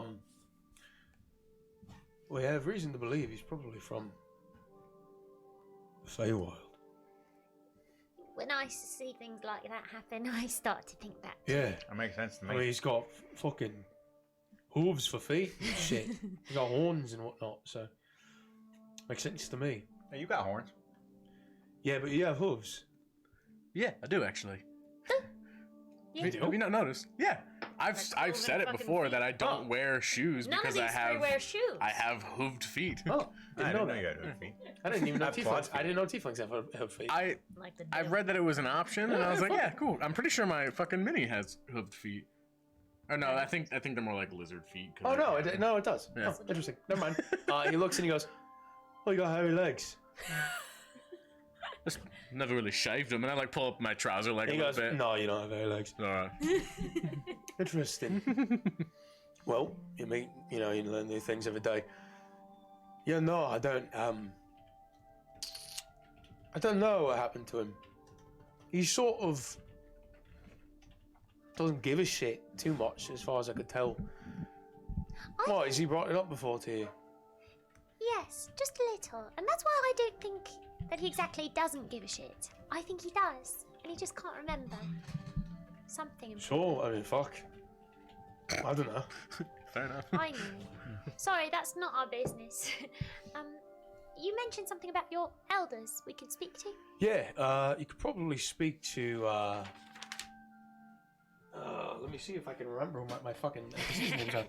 You can speak to Althea, and you all recognize Indigo has mentioned this name before. That is the chief of the Moorfolk. Althea's been around more than any of us. I mean, that's why he's chief. So. Is that just Arthur in an accent? Athair. Athair. Okay. Oh.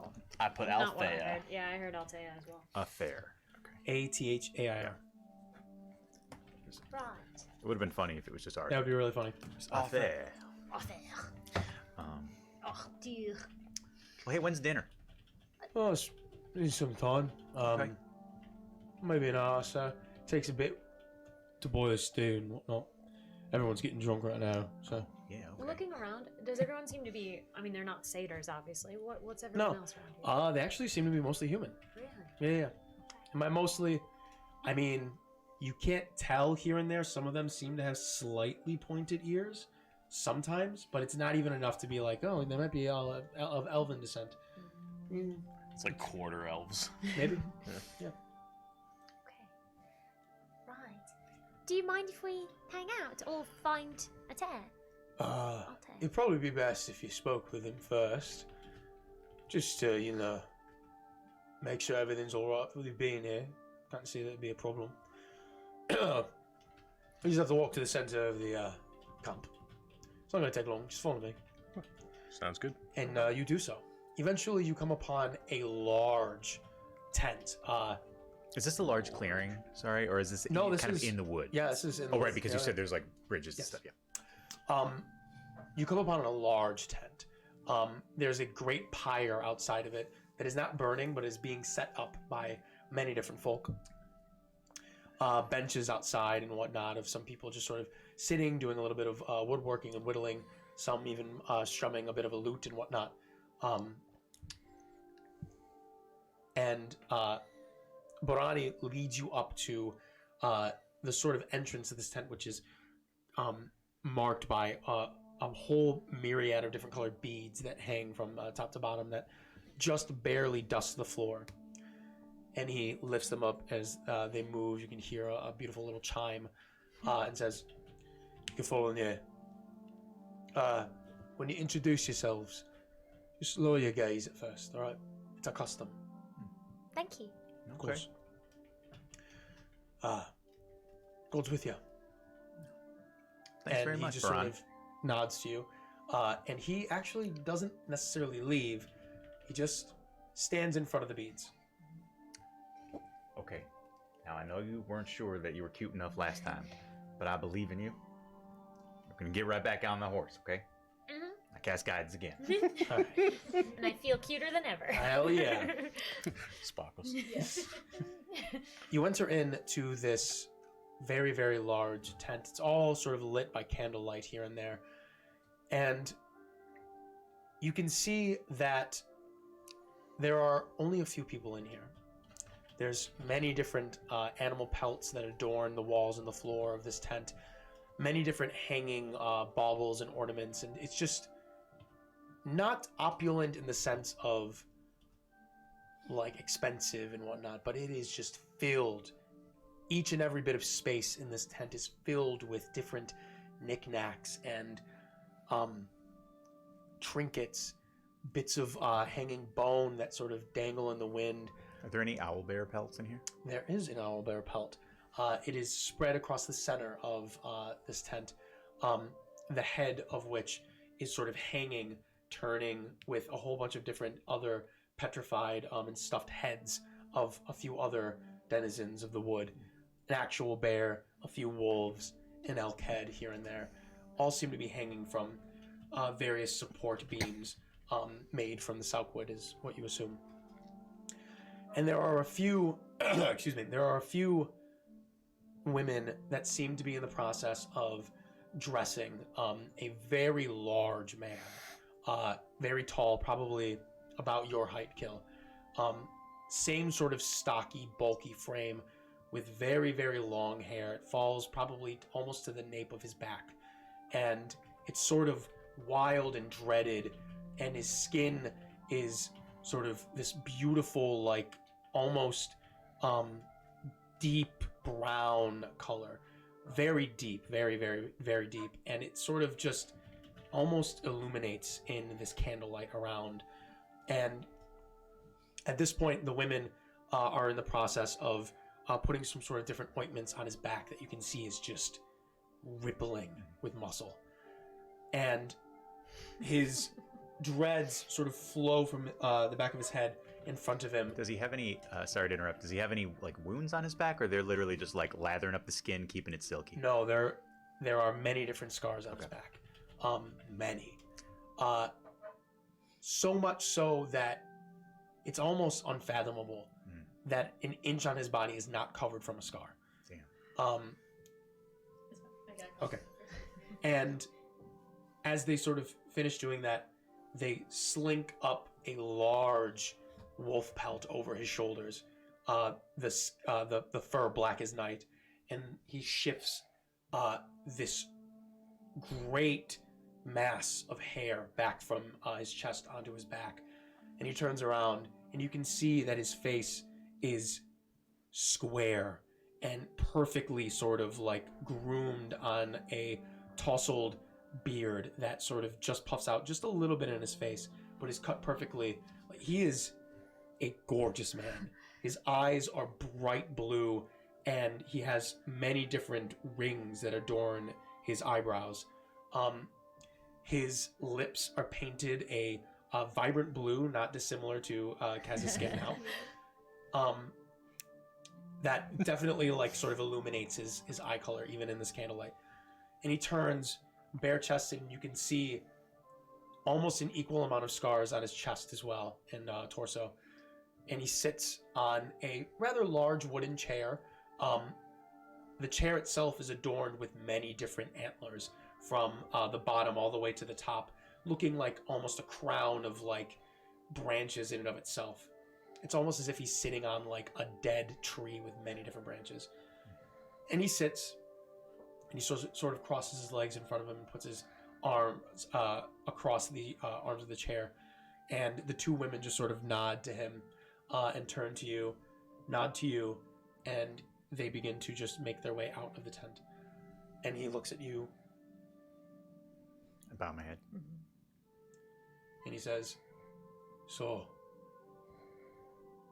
what brings you to the House of Moor?" We had some questions we wanted to ask. We thought you might be the best person to know of strange things that are happening around the island. Perhaps I am. Perhaps I am not. There have been people disappearing all over the place. And before that, a boy turned into, like, tree bark for people's very eyes. Strange things. Worrying things.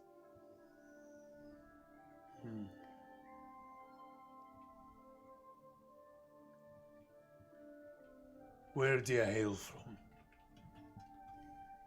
Not the island. I'm from Cineroad. You're a mainlander. I look up and I just say, I'm an islander from the Maritimes. I figured as much. It is nice to meet you, brother. I am Athair. Athair. I'm Keel. Nice to meet you. The pleasure is mine. May I say some impressive battle scars there? It's not so impressive when you hear how I had to earn them. Yeah, my friend here just ran away from one of those just not an hour ago. I point to the owlbear pelt. It's a Like a fearsome cat. beast. You are smart to flee when you know that you are outmatched. Thank you. Who are you? My name is Sirikaz Ceylani. Kaz is a fine nickname. Born on the mainland, spent most of my life on the open ocean.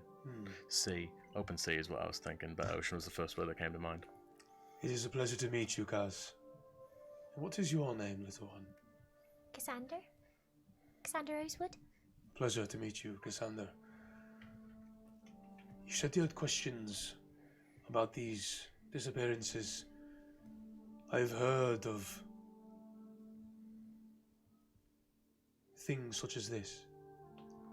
There's been an omen that has passed over us recently. And it troubles me, but my seers seem to tell me that it's only just beginning. I've heard that someone was foolish enough to strike down the Nanabush. And that troubles me so. It only means calamity when one is lost. Have you heard of anything like this? The Nanabush is a mythic sort of creature, believed native to the Fae. It's been generations since we've seen one around. When they make their presence known, it's good to offer gifts to it, but I've heard that it's been a bit aggressive to the settlers. I've sent out scouting parties to try to find it, to quell it, calm it down, maybe even get it to move along. It could be part of the omen that why your people are disappearing. That's what you meant when you said you'd had a troubling omen. You'd heard about a nonbush being taken down. Or was it a different omen? Yes, that is what the seers tell me. You have seers? A few. That's wonderful. Thank you. I just think that's a very noble career path. It's certainly one that helps out in times of need, yes. You know, it's funny. I don't know if every culture on Earth knows that striking down a nonbush is bad. I think most people probably don't know that. That's a really good fact to know. Yeah.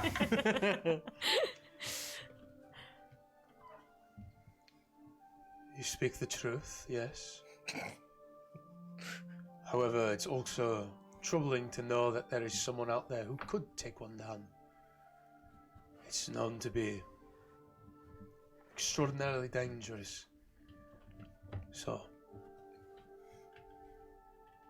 have you not heard of anything going on? I've been meaning to make some sort of a rendezvous with the Lady Governess, but we've had some business to take care of here. When was the last time you heard from your scouts? This morning. We've heard nothing. Make a deception check. You got your guidance? I don't know. Yeah. I can Two use things. my. Two big things. One, party drinks. Yeah. And two, We're gonna need one our after this friend exchange. B-Monk, who we know from Aaron's. B-Monk! He gifted 5 subs. So B-Monk! Ah, B-Monk! that's What a hero. amazing. That's very sweet of you. Thank I you. get the timing of Yeah.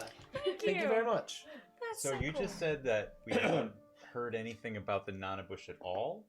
Well, I said what I said. Okay. Uh-huh. She said we hadn't heard anything. Yep. Do I add guidance to that? Yeah? Because I've been guided a moment ago. Cassandra, I'm learning, has an interesting propensity for lying. Sure. 22. Okay, 22. And he looks at the three of you and says, all right. It was a bit of a shot in the dark, I understand, but it doesn't hurt to ask. So, one of these people that disappeared, you said their skin turned to bark. Follow me. And he stands up out of his chair. And he moves past you through the beads and walks outside. I don't know if I would have. I absolutely just giving. Didn't you just tell me that you'd stop lying? Didn't you just tell me that like To you? 10 minutes ago? I don't want to lie to my... He's Okay. gonna be really mad. Yeah, he's gonna be madder now. Okay, here we He's go. not gonna find out. Alright, the three of you exit the tent. Yeah. Okay. Since we're already in trouble, I steal everything here. Wait, is there anything worth stealing? As you exit the tent, you see Barani is listening to Athair for a moment, and you catch the last sort of thing. Go check a little closer to Eudra. We haven't gone too far there, but who knows? They said they haven't heard anything. We've got to keep looking. Can I just say how wild it is that they've got different accents within this one culture? It's pretty close culture, but they've all got these different accents. I They're think it's very similar accents. I think it's beautiful. What? Barani sounded like this, and Athair sounds like this. It's like the same fucking thing. Well, of course you do the same accent right now. They're I'm different. not. I was doing this. They both are. They both have northern. They both have northern accents. All right, maybe I'm. I dumb. got to say more as a I Thair. chugged some booze, Okay, alright? alright. I'm drunk. Okay. So, Athair turns to you all and says, "I want to show you something. Follow me." And he begins to walk towards the outskirts of the encampment. And eventually, you happen upon a sort of tree that seems to have died. It's still standing. But the bark is strikingly different than any of the other Salkwood trees in the forest. In fact, it looks strikingly similar to the same type of bark that was found on Ben's skin when you encountered him. And he says, "Believe it or not, this was one of us once." What do you mean? There was a young woman disappeared not too long ago. A few years, maybe. Her name was Aldwyn. Went out fishing. See if she could get a few catches in there.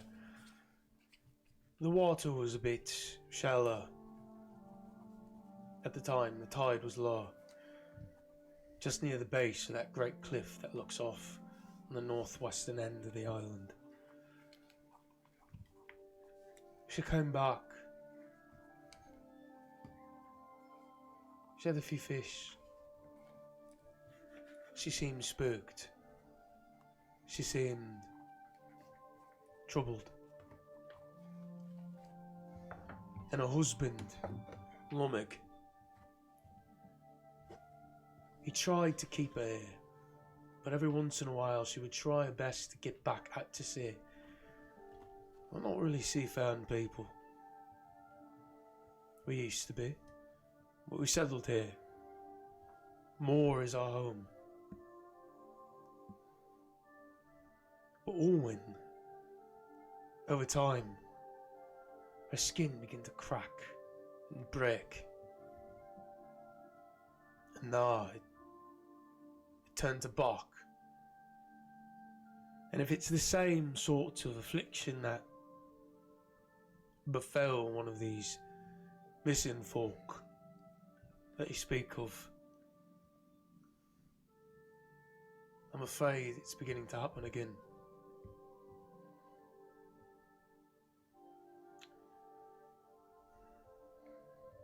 I don't know why it's happened, but eventually Lomig brought her out here because she was violent. She was a danger to herself, to others. And with my permission, he laid her to rest here. And over time, this tree began to sprout. I can't tell if it's alive or dead, but it keeps growing. It bears no fruit, no leaves, just keeps growing upwards. It's not too tall, maybe 10 feet at this point. It's Short king sickly. tree. I don't understand. The seers don't understand either.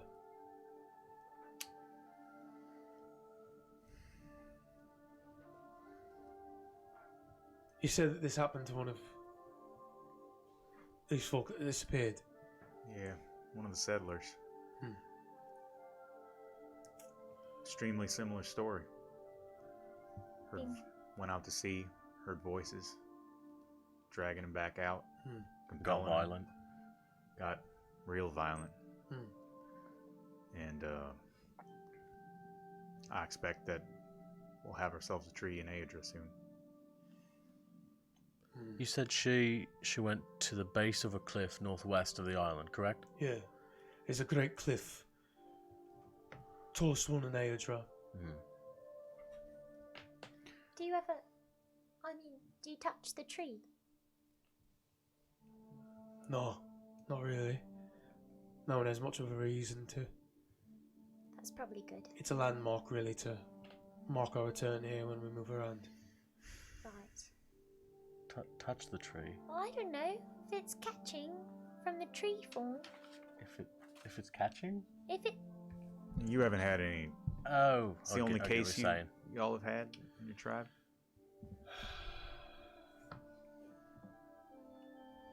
As far as I know, yeah. However, and he just sort of like looks back at the settlement and looks back to you.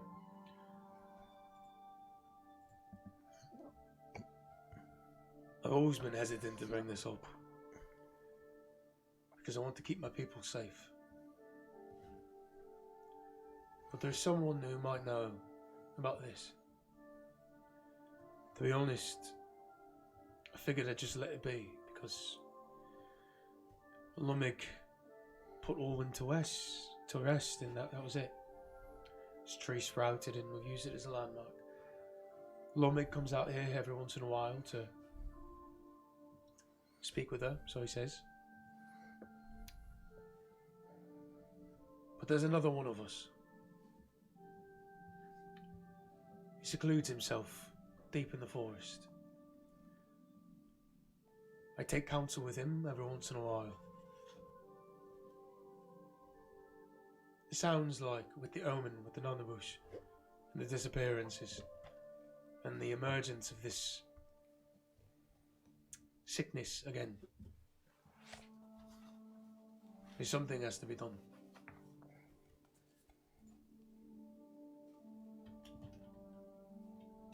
I will continue to send my scouts out to try to find the Nanabush, to get something done on that end. I would send you to speak with the Black Tongue.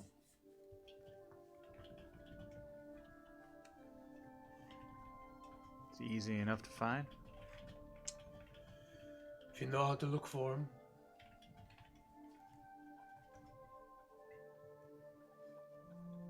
you take this.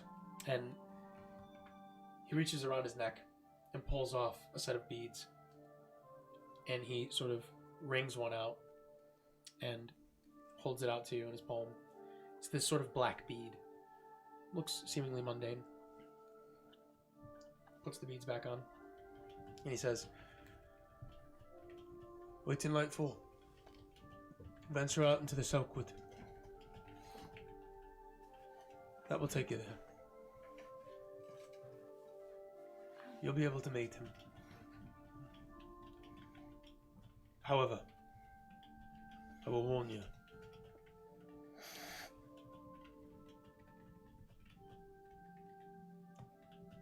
While he is one of us, there's a reason that I don't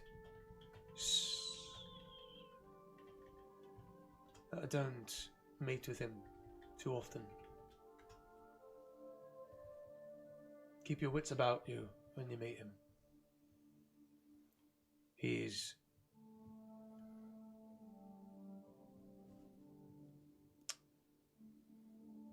a darkened person. But he keeps all of our history with him. You said we should visit him at night. It's the only way to find him. Right. If your scouts do find out something about the Nonnabush, what will you do? Depends what they find. I don't know. What if they find the person who took it down? I don't know. I didn't think about that. Only heard rumblings that it happened. To be honest, I don't really believe it. They'd have to be really powerful. I guess. But you wouldn't throw them in jail or something. I'd certainly speak to them. I'm sure they wouldn't have done it if they had known it was sort of a bad luck thing.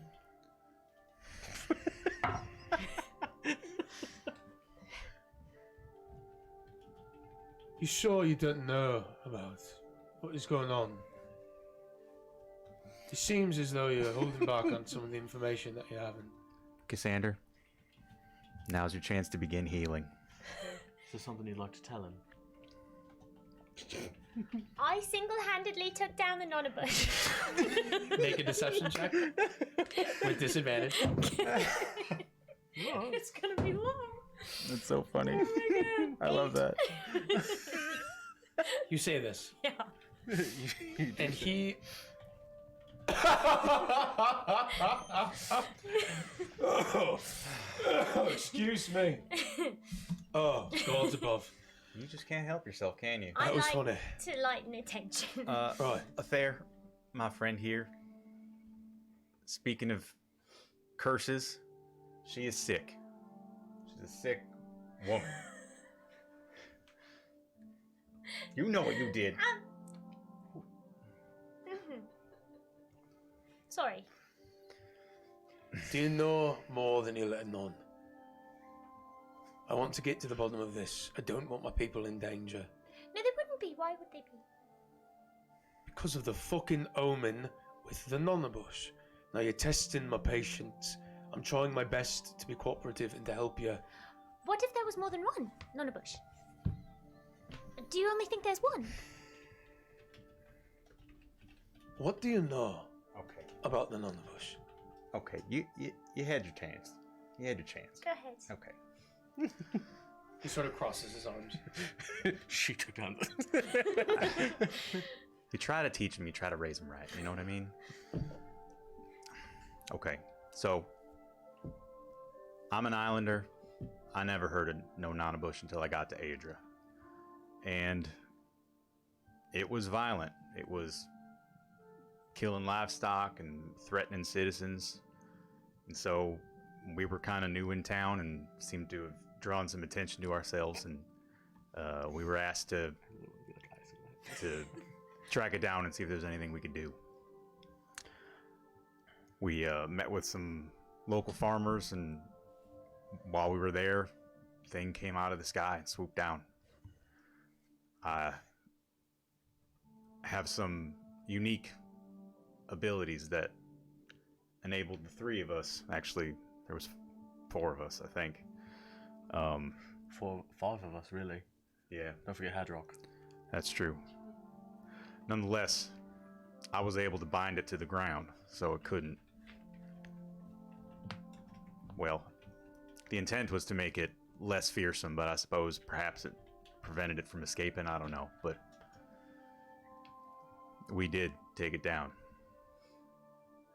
Now, I don't know what this means to you and your people.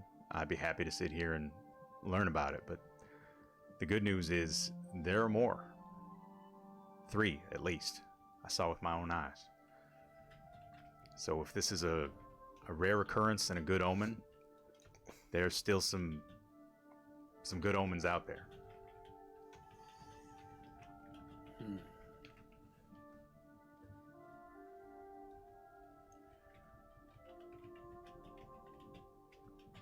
This is troubling news. It is said that when a Nonnabush falls, calamity comes. That's a big word. We were taught not to harm them, not to fear that it will be done tenfold back to us, some way, shape, or form. If you really brought down that creature,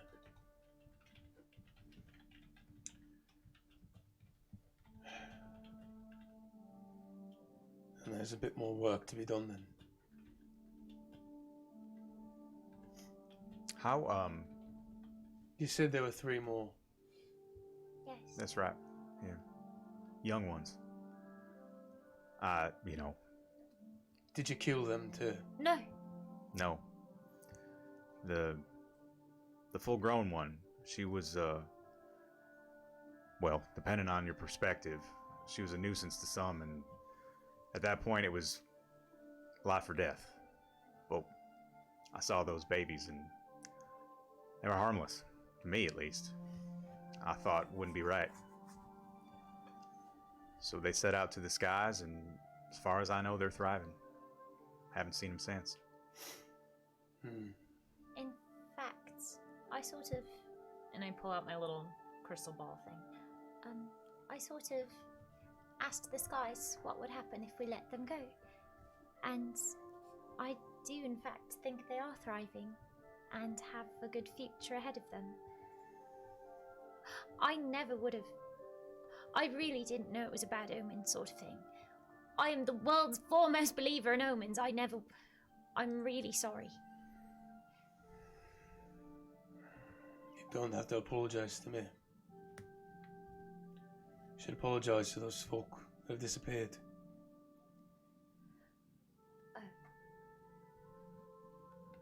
see. Is that You That- should speak to the Black Tongue. yeah? We'll go tonight. Right. Thank you. Does the name Desmua ring a bell to you? What do you know of that name? I met her. What? It's unsettling. Dicey has been dead for years. Well, Some news for you. she Who from are you, Lord? I'm Sirikaz Stelani. I fucking know your name. Right. Why have you come here? What is all this? You say you slayed the Nonnabush, something that none of us have ever even dreamed of doing for generations, and now you know this name. Where else would we know it? Anybody in Aedra know that name? I doubt it. That's why I'm interested to know how you came about it. Things Yeah. just seem to find us. We wander places and we hear voices and things are just happening all the time. There's the cliff. You mentioned it. You know about it. Yes. Where the voices seem to be coming from. Old one was called the Sea. There's a creature in there. And that's the name she gave me. I don't know It's if impossible. she's alive necessarily. I mean, she seemed alive, but there's some strange thing going on there. Wait, Unnatural.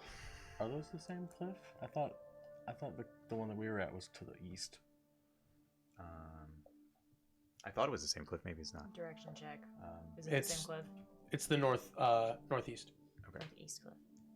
I may have misspoke earlier, but it's the northeast Okay. portion of the Same Okay. cliff then. So then let me.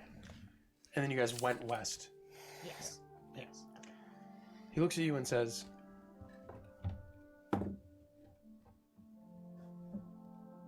"This Moa was one of us generations ago.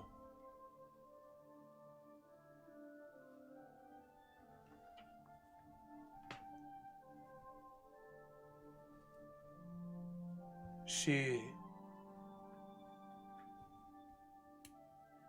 was the one who brought the dogmen to this island.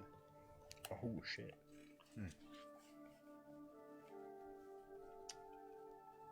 It said that the first chief of the Moors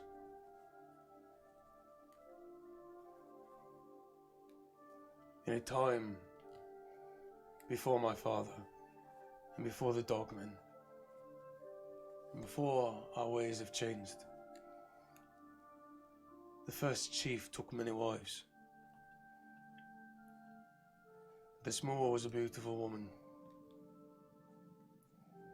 though she was wed.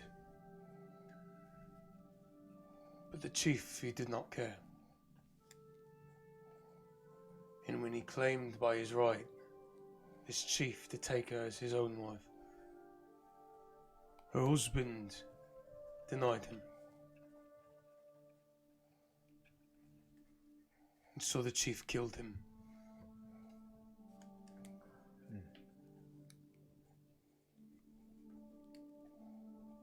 She still seems pretty angry about it.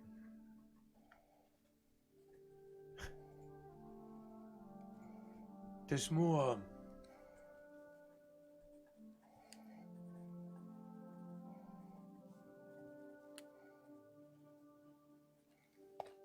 She fought back against the chief. The chief didn't like that. You see, Desmoa and the husband had a daughter, just as beautiful as her mother. And so the chief threatened to take her as well. And at the loss of her father and a life ahead of her, unwilling to live, the child threw herself off of Hollowhorn Ridge.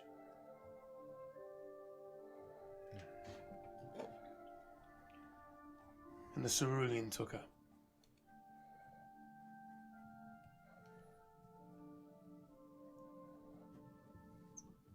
Desmoa, in her grief, ran away from the Moorfolk. She ran to Hollowhorn Ridge, that great cliff, where her daughter, Belinda, threw herself off. It is said that she wailed for 7 days and 7 nights, cursing the Moors, cursing the chief and every descendant.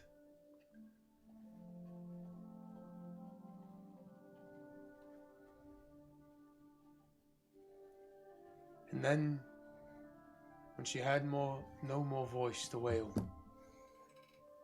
she looked down into the depths below,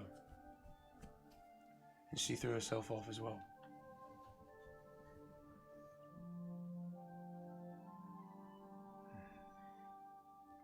It is said, somehow,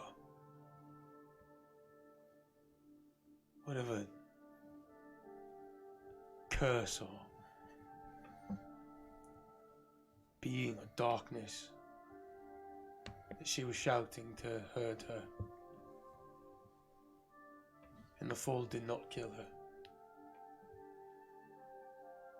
And the marauding dogmen found her afloat in the Cerulean, picked her up, and believed her to be a prophet. And with that hate in her heart, she led them back to the island of Moor and waged a war on our people. Some say it's a just war, but we won this island, and she was killed in that battle. The first chief put her to rest up on Hollowhorn Ridge.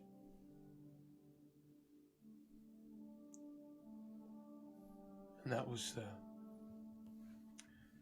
the story of how we won this island. It's quite a heritage.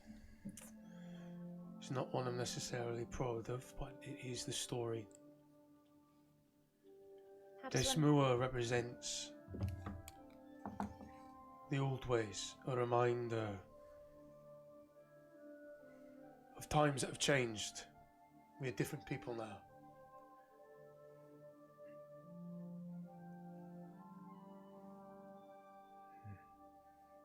How does one become chief of the Moorfolk? It's a bloodline. However, you can lose your right if you endanger the Moors. And then a new bloodline is selected. Are you part of the same lineage as the original chief? I am. It seems you've adopted a different outlook. I've done my best. I'm new to the whole pantheon of gods, the five or whoever, but I don't know with that hate in her heart if there's something she could have evoked, but she seems to be active. You got your landmark there to remind us of her still being around, and we got a new one growing in Aedra, and she To be honest, I don't know if I necessarily believe you. You have no proof. You have a name. that's true. If what you speak of is true, and you really seek to make right whatever this great wrong is,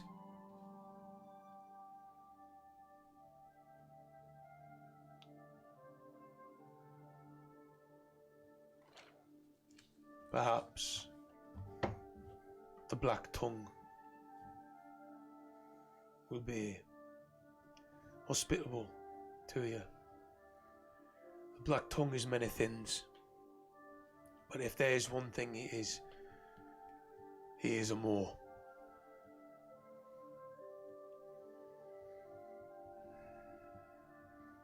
You think he would be incentivized to help us figure this whole thing out? I can't be sure, but if you lay bare what you told me outright with him, and you are clever, then maybe he'll help you out. In my experience, laying bare and being clever ain't always go together so well. That's the trick, isn't it? I'm more the former. She seems to, well, she tries to be more the latter. I'm not so sure she's all that good at it yet. But I'll take any advice you got. Seems like correcting a bad omen is in all our best interests. Do not press him. Be patient. It will take you a moment to adapt. And whatever you do, do not accept any gifts from him. Why? It's not worth it. I hate to be rude, but okay. It's alright. Would you mind terribly if we stayed around here till nightfall? Then we'll leave. I will be honest with you. You carry too much about you. You're too intertwined with whatever this omen you've brought about the island. If you visit the Black Tongue, if you receive hope he will provide. Then return. Well, how will we know if that's the gift we're not supposed to take? I believe it's. Unfortunately, that is for you to find out. Oh, shit. Okay. Hey, by the way, one last thing, and then we'll get out of here. But when I met Desmua, there's a lot of writing on the wall. I didn't recognize it, but I don't speak too many languages. Does she have like what would her sort of ancestral language be, or maybe it could have been the language of the dogman? I don't know. It's real like swirly and erratic. I don't know. I'm sorry. Okay. It's a good hunch, I guess. I don't know. All right. I'll ask a dogman if I find one. What do the dogmen speak? I don't know. I thought they just barked and spoke common shit. Yeah, I was going to say it's the Knolls, right? We spoke common. We understood them a little bit. Well, Everybody speaks speaks common. It is the common tongue. It's the most common one. That's why they call it common. Yeah. Okay. thank you. Sorry. Well, hey, we'll get our bad juju out of your camp, I guess. Maybe if we fix this whole thing, maybe your seers can give this one some lessons. We shall see. That'd be nice, right? I don't need lessons. I mean, everybody. Okay. All right. that was a much more aggressive response than I expected. All right. Yeah, we better put this one to bed. God's with you. Yeah. He turns and begins to head back towards the encampment of the Moorfolk. And we're going to take a quick break right there. Ah. Yeah. That's good. It's about that time. Use the restroom, grab some water, do what you got to do. And we'll be right back in about anywhere between 6 and 8 to 10 minutes. Who knows? You're We'll just see. making up numbers. You know. Yeah, yeah. 14 I and a don't know. half. An We'll be amount right of back. minutes. Michaela takes out. Thank you.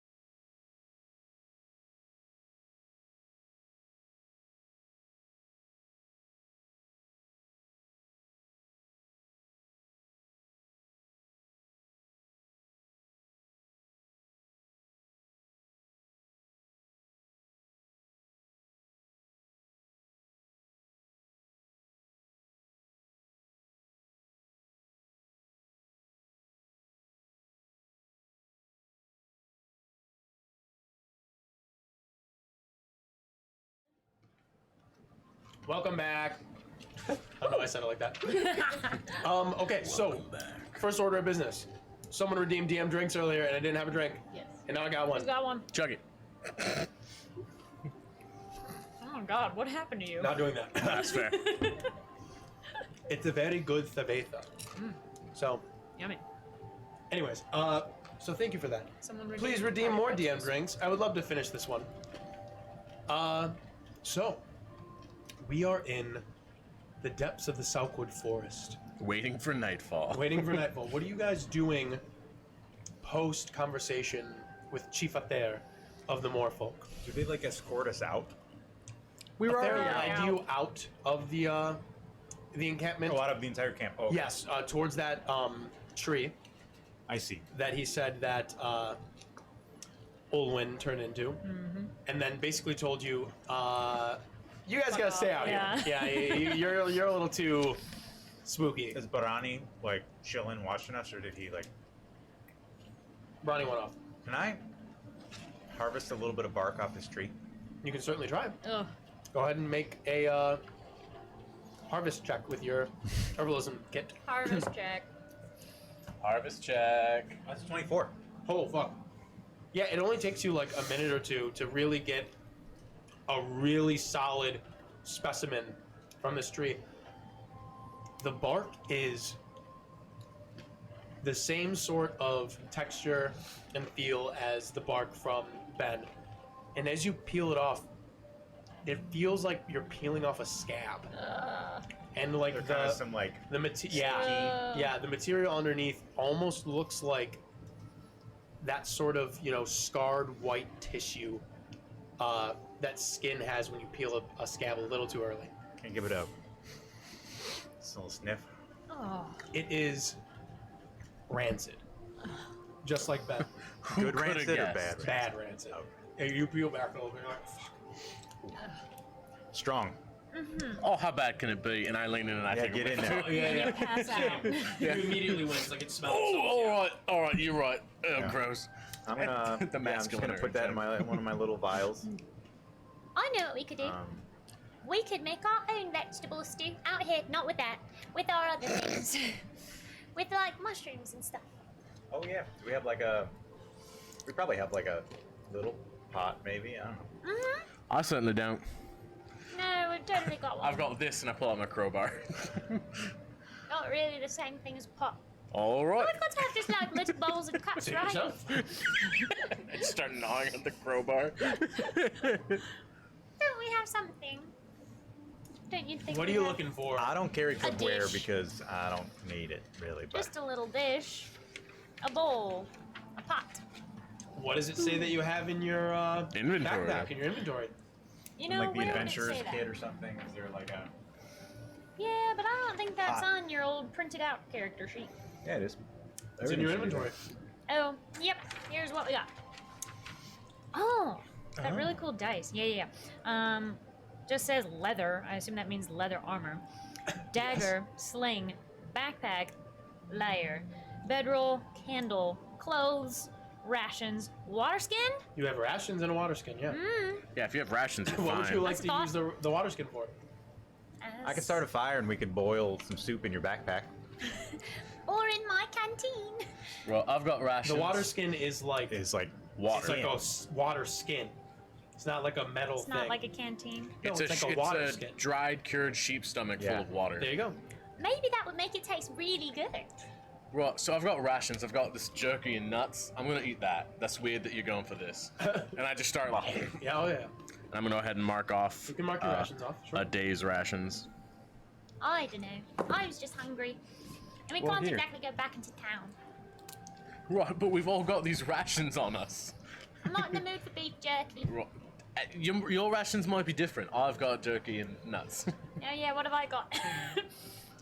You can make up whatever ration. that Whatever you, makes sense. Yeah. Yeah. Fucking like bird seed, like granola. Sure. You got granola. Like you can help loose yourself granola. if you want. Back here. Really? Yeah, sure. Do you have a preference for which one I take? I don't know. Let me ask. That's a joke. I ain't gonna do that. Okay, You can talk to mushrooms. thanks. Yeah, you're welcome. It's really good. That's one of the psychedelic ones. Good luck. Oh, this is gonna be fun. That's another joke. I do have those though. Which ones? I'll tell you. I keep them in my ground. All right. That's why they're So I never grabbed them by accident, you know. Yeah, they grow under my tongue. Yeah, all right, never mind. Good for you. This Yeah. one's really good. That explains a lot about your temperament, to be honest. You like it? Good.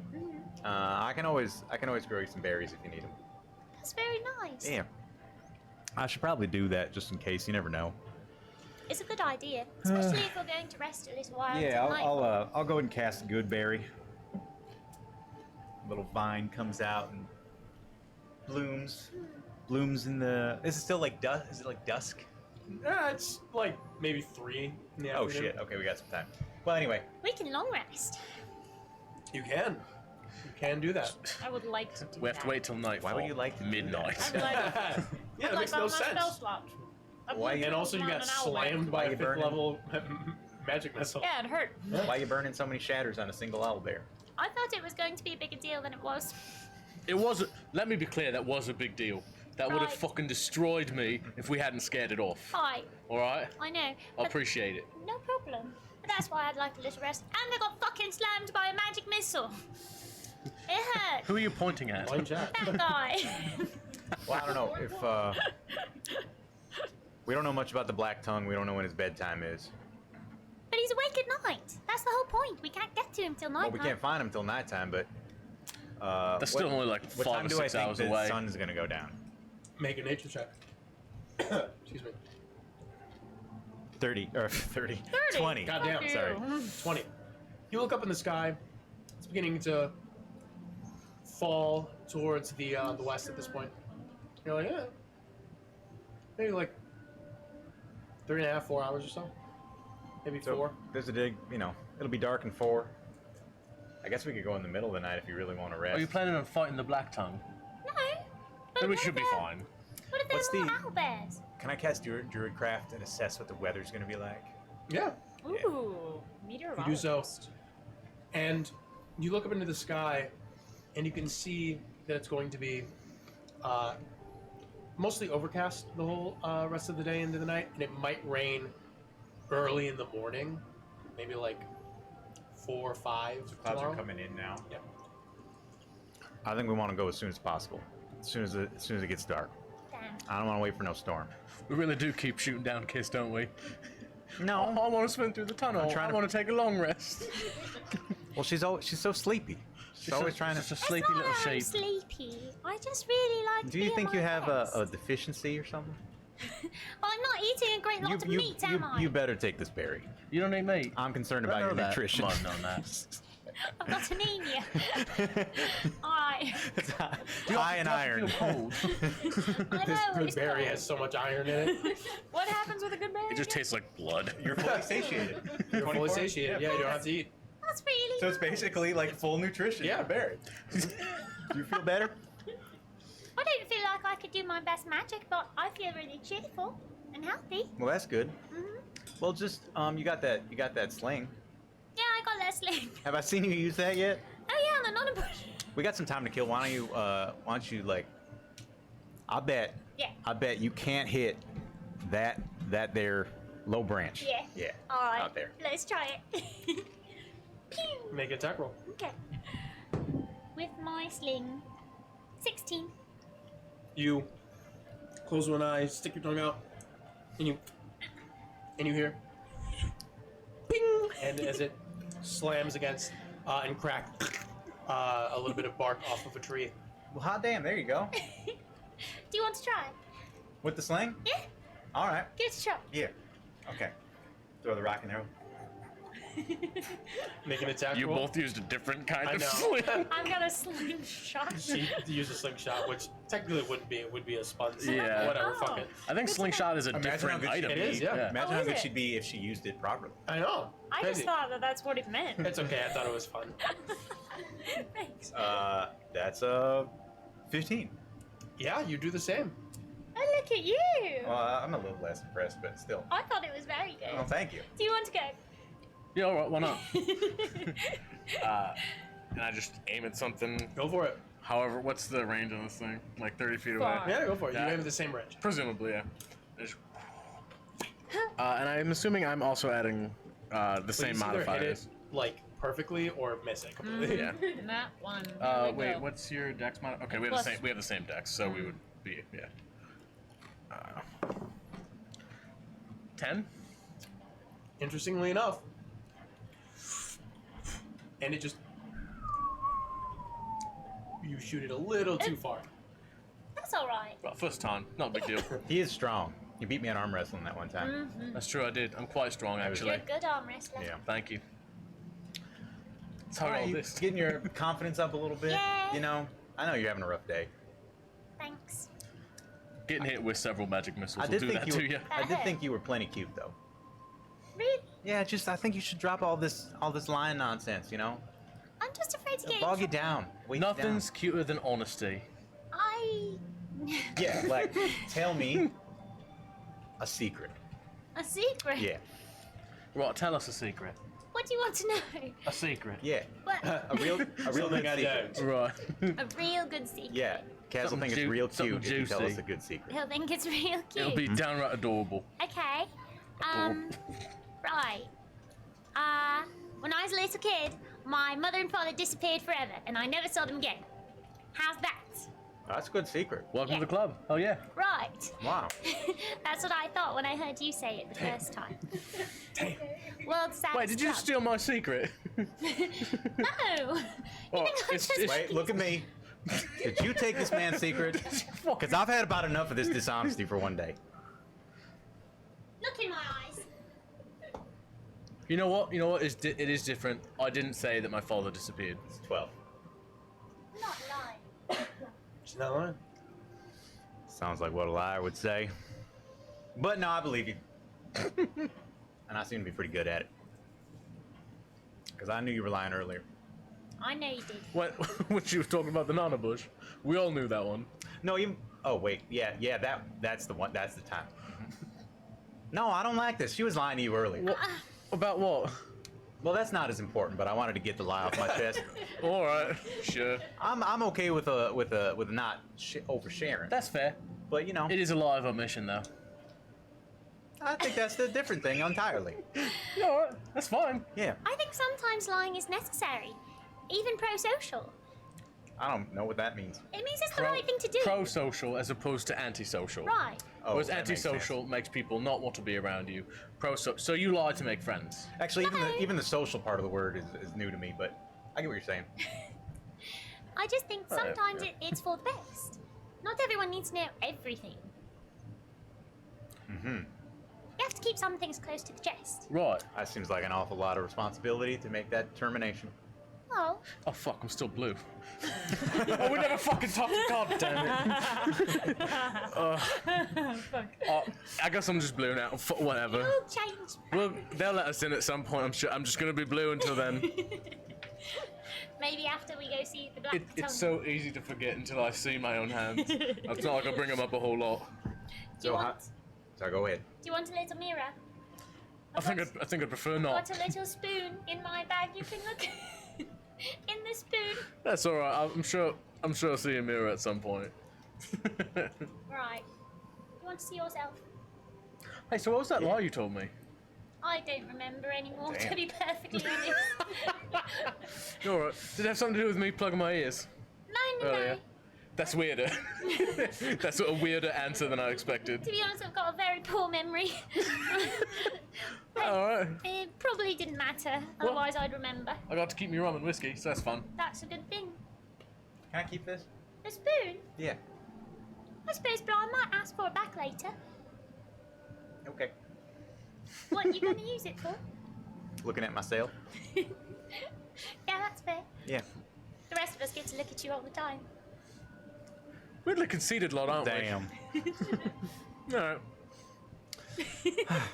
Say, how do you think this thing's gonna go with the Black Tongue? Honestly, it sounds a little bit confusing because we're supposed to receive something, but we're also not supposed to accept anything. I think that's like we're supposed to accept the wisdom of what he says, but not like a gift. Like if he offers you tea, don't drink it. He did say, but if he gives you what I think, yeah, I could be. Which If he could gives be you the information answer that he thinks he's gonna, I don't know. Isn't that really sort of a gift? Do you think he's gonna Sure. give us like a riddle? Are we going to deny anything he tells us? that seems counterproductive. Counterproductive, right. Maybe we've got to get him to say it without asking for it. Also, I really don't like to be rude, you know. I love to be rude. I know you love to be rude. Fuck you. Also, I really like, you know. Walk right into it. Oh, lovely. Like an upward facing house. I'm afraid I'm gonna take whatever he offers me. No, you're not.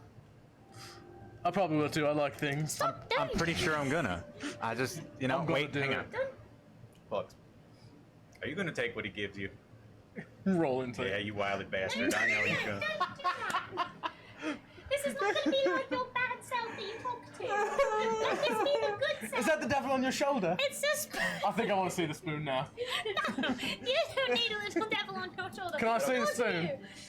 Damn it.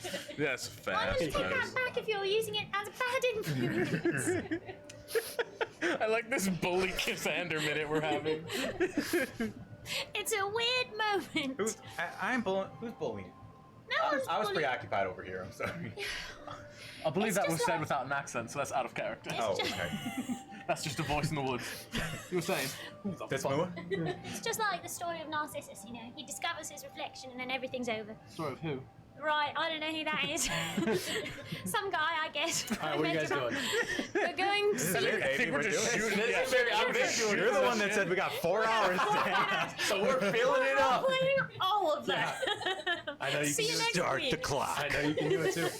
All right, for the sake of brevity, you guys I've got a sort really of set good joke yourselves I up. could tell Oh, you. I do. I would like to do something though. I would you like to would do? like to ritual detect magic, and just see if the bead is magic, or if Sure. it's simply a trinket. It's gotta be I would magic. like to ritual augury.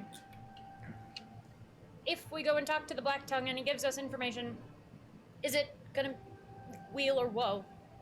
You know what I mean? Wheel or wall. Oh, motherfucker. It's don't almost know like how to it's almost like that's what I question. was alluding to, and I was like, "How do you think this is gonna go?" You're like, "I don't know, pretty good." I loved it so much. Oh, I knew exactly what you were going for too, and I was like, yeah, sure. Yeah. fuck. Oh, I love it. So doing first it things now. first. You lay your reagents down on the ground and you mutter an incantation. It takes some time to ritually cast detect magic, and you focus on this black bead that Altair gave you. And it is in fact magical. It seems to be magic of just sort of the mundane enchantment nature. It seems to have some sort of sister connection with something. You do not know, but it seems to be whatever magic that is within it or cast upon it is dormant, and you can feel as though it is sort of one piece to a puzzle. Okay. And while I'm just before you get into that, is the tree itself magical at all? It is not magical. You begin to lay out your cards as you deal them out, and you mutter an incantation under your breath, Cassander, and you flip a card one by one, and you flip a few of them until you feel that sort of connection with the grand sort of threads of mythos around you. Go ahead and ask into the ether what you'd like to try to ascertain an answer What from. course of action do you intend on What pursuing? course of action do you intend on pursuing? We intend to go and speak to the Black Tongue and receive information from him. But other than that information, not to accept any gifts. That's my intention. Is that good or bad? Wheel woe. You turn over one last card, and while there usually is a sort of depiction of things on it, there is a sort of slight little flash of silver arcanum, and it wipes itself clean. It's sort of this white slate, and then it begins to fill itself with a warm golden color, and you feel the answer to be wheel. to your course of action. You two can't take anything he offers you other than information. Got it? Look at the card. You see? Touch it. Touch the card. And I touch it on him. Do you Sure. feel that it's warm? Do I feel that it's warm? No. Do we hear her ask the question when she does augury, or is it in her mind? I would say that's up to you, Cassandra. I think it's in my mind. Yeah, I that think you heard would it make out loud. sense. So what exactly did you? I said if we go see the Black Tongue and receive information from him but don't accept any gifts, how will it go? And it says good. All good news. Right. So only take things we are not offered. Only information. Only information. No gifts. Well, did you It ask won't be a gift. specifically if gifts would be bad, or are I you just did. making an assumption? I said if we only take information and don't take any gifts, how will it go? And It's it not a says gift good. if I'm just pilfering. Yeah, but what if you said, what if we go in there and we just? You didn't ask if we take gifts by itself. What if we don't? See what I'm saying? Can I ask again a different question? Can you just sort of unlimited? I mean, it's a ritual. There's no penalty to it. Yeah, you can certainly do it. It's just gonna take you another few minutes to do We it. got time to kill. Sure, I'm gonna climb a tree. go for it. Fuck it. Make a athletics check. All right, now ask this. All right, I do have the athletics feat, so it doesn't cost Ask extra movement. if Kill is offered a gift that he really wants to take and he takes it. I'm gonna ask That's a that. 9. Yeah, it takes you a little while, but this also takes a while, so you scurry up there a little bit. Yeah. If either Kaz or Kill or me or Indigo are offered a gift from the Black Tongue and we accept it, whoa. You turn over a card, and you see a split image of black and white, and it sort of pours on the white side with gold, and the black becomes darker and more intense, and you get the sign of weal and woe. Right. What does it say? Don't do it.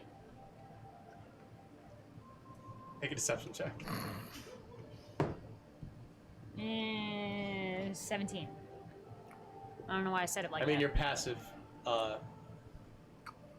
You're trying to ascertain this. Yeah, so I rolled a 26. Yeah. Fine, look at the card. I'm not saying like you necessarily immediately are like, Yeah. but you're like, okay, kiss.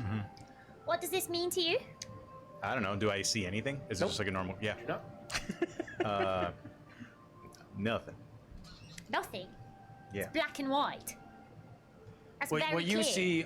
what you see kill is the one of your cards, one of her normal cards that she's pulled. It's the comet. I see a comet. You see it? Really? What do you see? What? What do you see down here on the card? You're a little ways away. I can't really see Come it. on. It's a comet. I see a comet. What the? Yeah. See, I told you. We actually have a tree in studio. I'm like 10, 20 feet up at least. Okay, now listen to me. Right. I've given you so many chances today, not and you lying. keep lying to me. Well, you want me to show you how to do it? Come here. No, I don't want to learn how to do You're going to none of get these the tricks. lesson today. I want you look here. You look here. Why can't you just be honest with me? What is it about your past? Makes you feel like you can't trust a man. What is it? You think it's a gender thing? No, just mean a person. Then you should have said a person, shouldn't you have? Oh, well, I'm sorry. I don't know how you call people. You're the one lying. Don't give me them crazy eyes. Love it. Trying to trap me, shit. Women. Women always be trying to be trap, you trapping, know? yeah. Women I be didn't know trapping. you couldn't see it. You can't see that this card is split black and white down the middle. Yeah, no, I can't. Okay, that's my problem then. Okay, so what does it mean? What do you think it would mean if it's split black and white down the middle? It probably means something different than it's bad, Kill, don't do it. Right, it probably means something different than that. So do you have something to say to me? What it means is that it's a mixed result. There's going to be some good and Okay. some bad. Okay, now that come out of it. is that what you said before? I said don't do it. I didn't say because it's going to be all bad. I said don't do it. That's a command, not a description. It wasn't Anything a lot. cool happening up in Women this always tree? be taking liberties. Women always be taking liberties with their augury spells. Women being augurying, all willy-nilly. It's a nat 20. Nat Okay, 20. so a little 22. good, little bad. That's just fucking- life. And you don't see a damn thing. Yeah, of course not. Not even like a Is fruit that in the not tree or just life? something? No, it's just everything's pretty chill up here, you know? Fair enough. It's calm. You see peace. What do you Nice. think You he's see going to peace offer you among that you want I'm like so sitting on a bad? branch kicking my I have legs. no idea. You didn't even know what it is. Frantically. How are you? Frankly, the suspense is killing me. Why are you dreaming about a hypothetical thing? He could offer you a pencil eraser. It Oh, could be that nothing. would be cool. No, it wouldn't. Damn. And you shouldn't accept. I never had no pencil eraser before. What Wait, color? no, you know what a got pencil excited is? What about co- the spoon. Are you talking to me? Yeah. We're just wearing her down. That's so good. All right, let's move on. Oh, 4 hours, baby. I love it Sitting in here. a tree. I love my adventuring party, and I'm not trapped in it. Okay, so for the remainder of the few hours that you are camping out here, you converse, you eat, you keep lookout. Nothing seems to be awry or show up or anything like that. Yes, Miguel? I was just saying he's still in the tree. Oh yes. Yeah, So most of the time. I think most of the time I'm just hanging out in that tree. I'm comfortable up here. And Relaxed. eventually, the sun begins to set, and night falls upon the Selkwood Forest. Just for shits and giggles, since we're short resting during this time anyway, I'll try to attune to the beat and just see. Yeah. The bead does not require attunement. No worries. Once the dusk settles and the night drapes itself along the canopy of the Southwood Forest, you begin to feel in your palm that black bead begin to thrum ever so slightly. Oh, I think it's time. Really? I can feel it. You got a pager? I don't know. Damn it, I don't know what any of this shit is. Never mind. It's like a spoon. Cassandra's actually from the future. She knows all of the real life human myths. Fucking. Do I feel it like pulling me in any direction, or Not is it starting necessarily to right awaken? Yeah. It's about time. Get ready. Pack up your shit. Right. just kidding. I climbed down. I just love the idea of face Yeah. planting.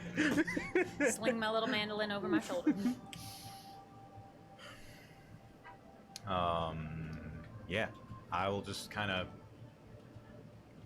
getting ready to see if it like compels me in a direction. If not, I'll just start wandering. Sure. You wait a few moments, and it doesn't seem to compel you in any direction. You turn and you sort of pick a random direction away from the settlement of the Moorfolk, and you begin to walk for about 10 minutes or so. And you can feel that thrumming ever so slightly begin to get a little bit more intense as you move in this direction. Okay. I think this is good. Yeah? Yeah, I'm feeling it. It's getting excited. Okay. Yeah. Good. Yeah, I'm getting excited. Okay. Let's go. Y'all excited? Mm-hmm. All right, let's go. Remember about the gifts. What was that? He's gonna give us gifts. Mm. You continue to move forward. And eventually, the thrumming gets more intense and almost begins to make almost like a humming noise in your palm. And you move through these woods, and you suddenly become more aware of these slight sounds all around you. It's almost as if your senses begin to wake up a little bit more as the darkness falls. You can hear the cawing of crows and night birds here and there, every once in a while in the distance, rustling of leaves above you. How you doing? You hear just guttural noises back.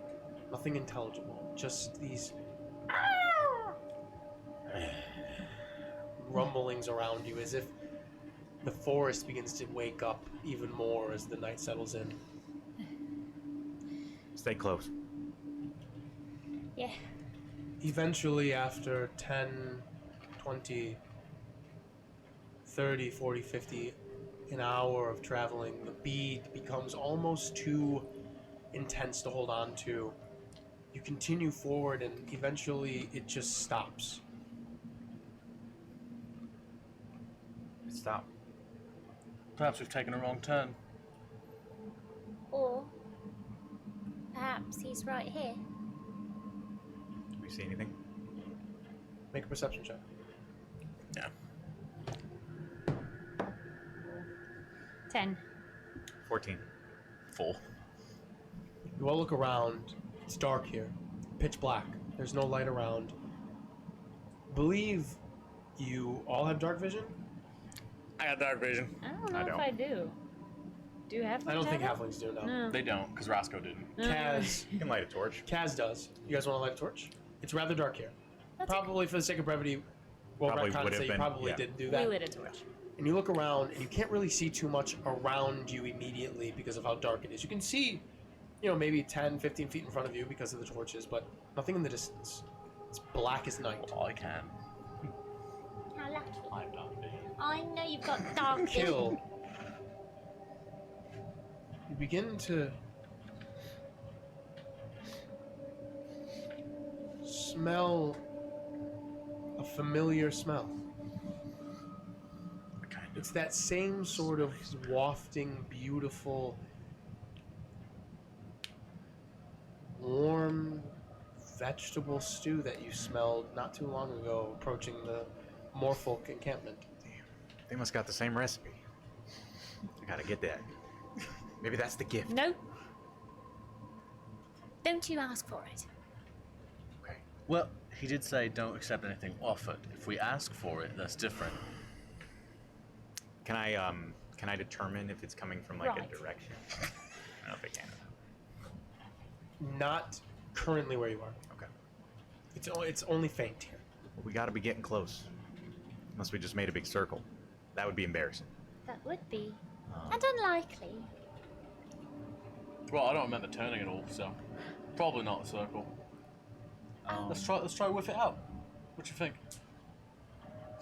Better what? Whiff it out. Oh. Yeah, well, you got better vision than us. Do you want to slink ahead just a little bit? See if you see Well, that anything? makes, what, like this direction you want to say? Yeah. Sure. I would say like straight ahead from whatever way we Straight. came. All right.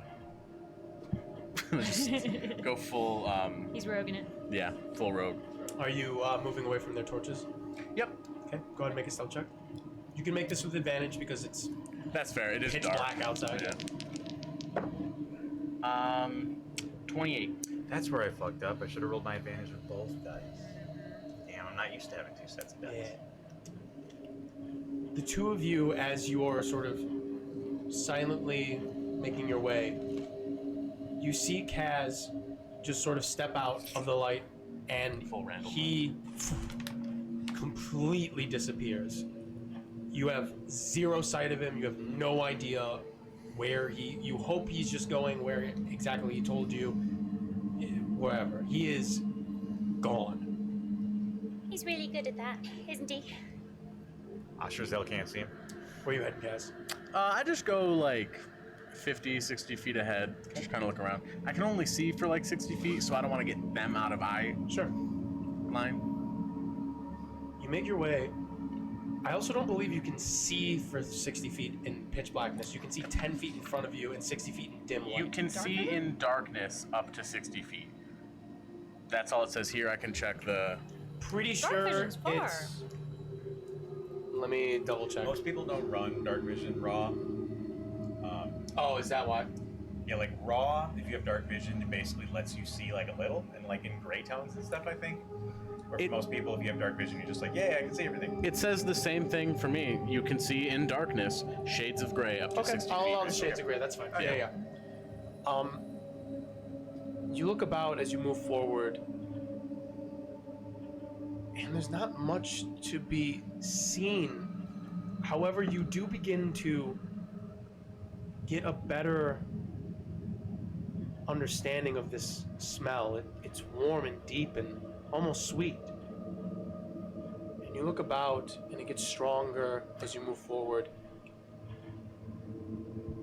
And just about when you're at the point where you feel like you can't seem to ascertain anything more,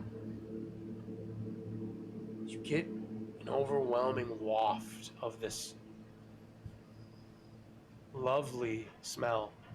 And I need you to make a wisdom saving throw. Oh, Nice. I'm sure it'll be fine. How's a 6 treat you? You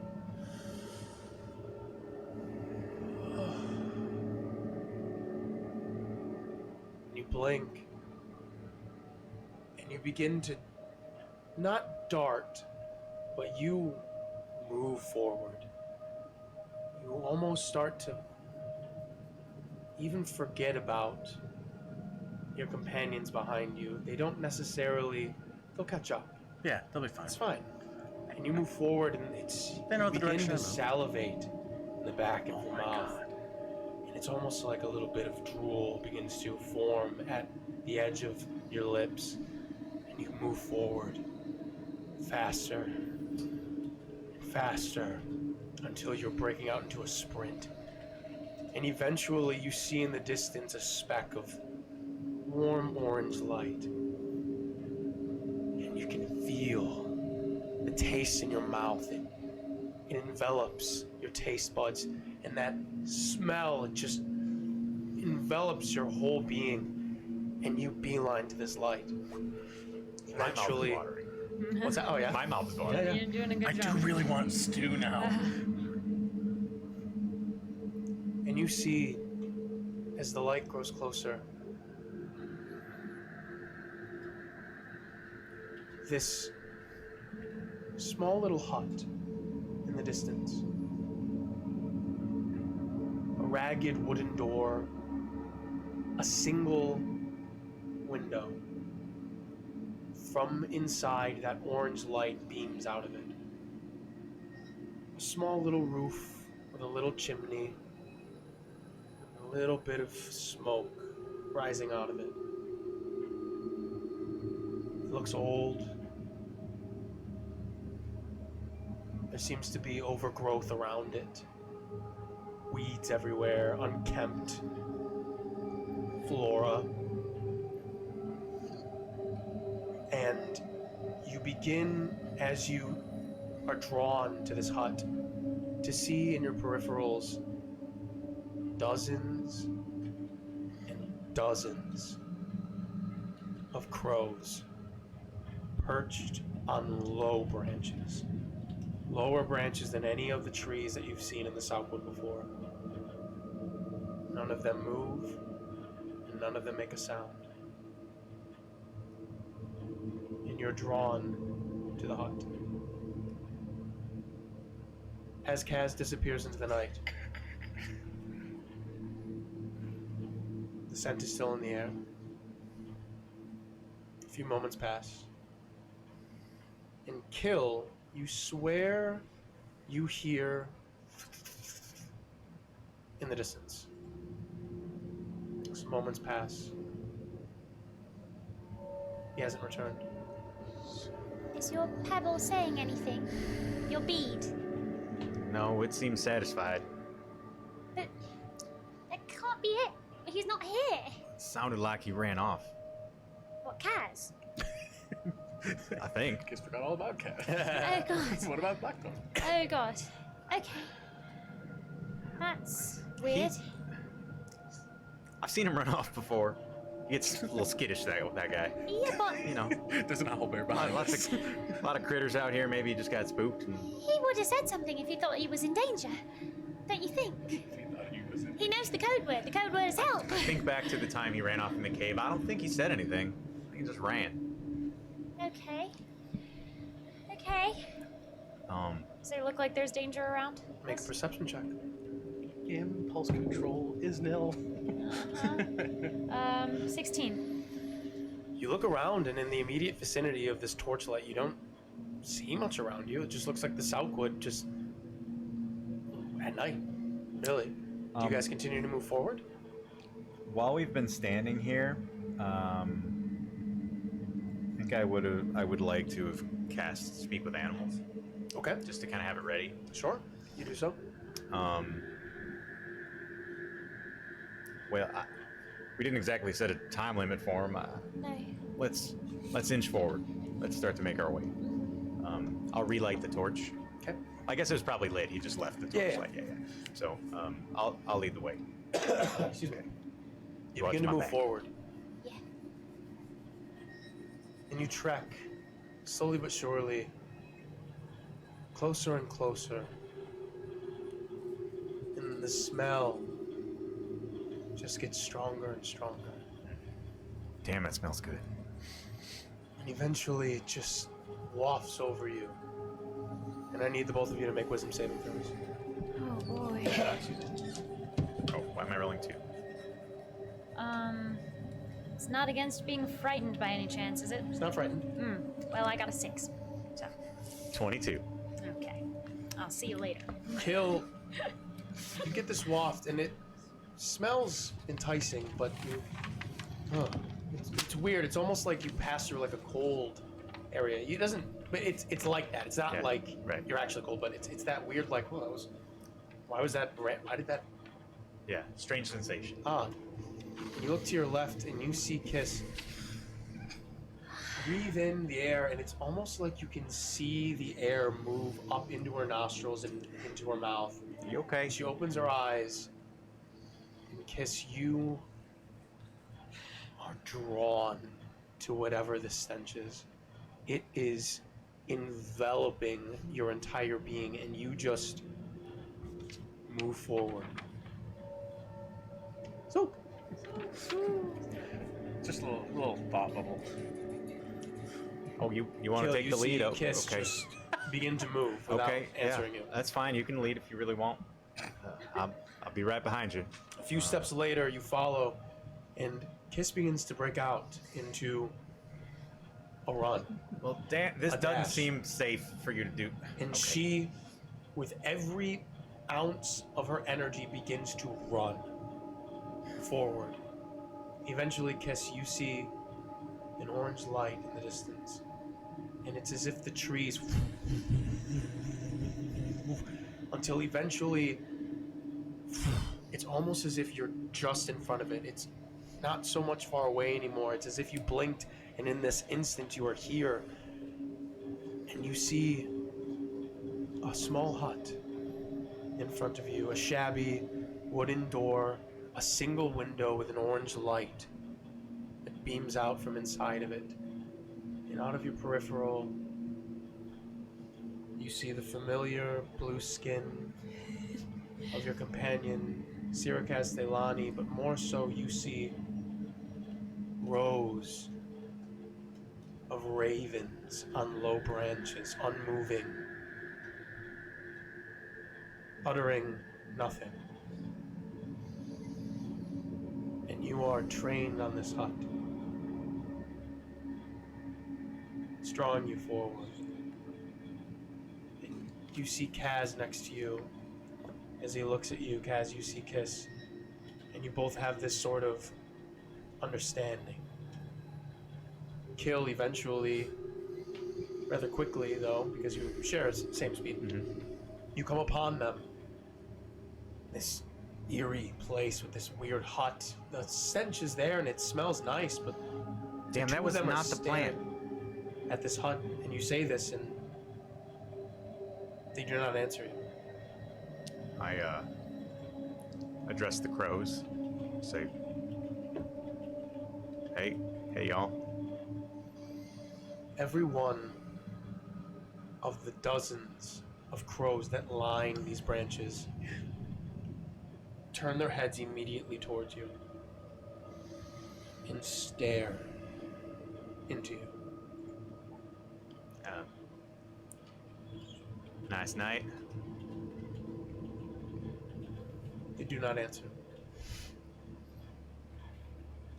Hey, He nudges you.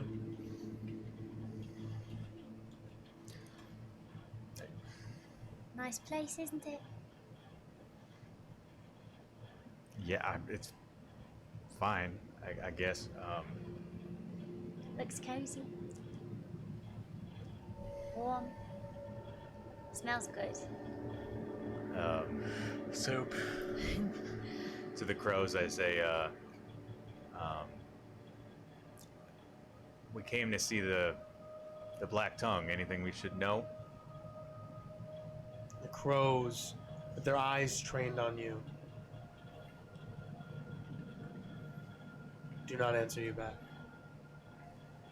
One small bird hops off a low branch, hops and flutters its black wings out into the front of the door and turns to you all. There's a small little crack in the bottom of the wooden door, and it looks at each of you and turns towards the crack and slinks its way through into the interior of the hut. The two of you, Kaz and Kiss, look at each other and nod, and you begin to walk towards the hut. Okay, we got a plan? This is getting weird. The both of them simultaneously lift their hands, close their fists, and knock thrice on the door.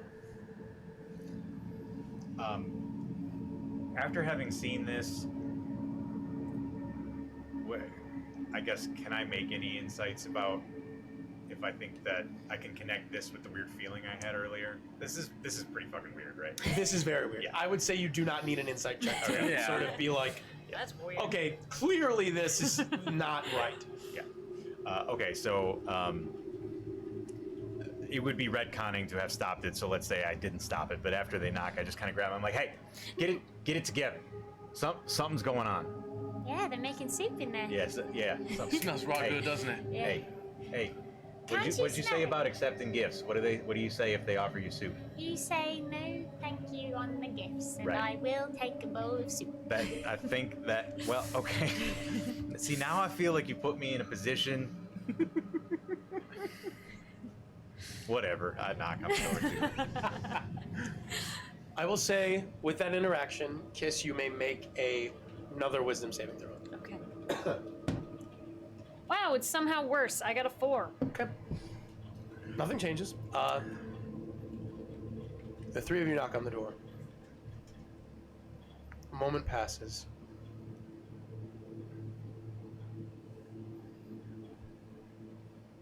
And you all hear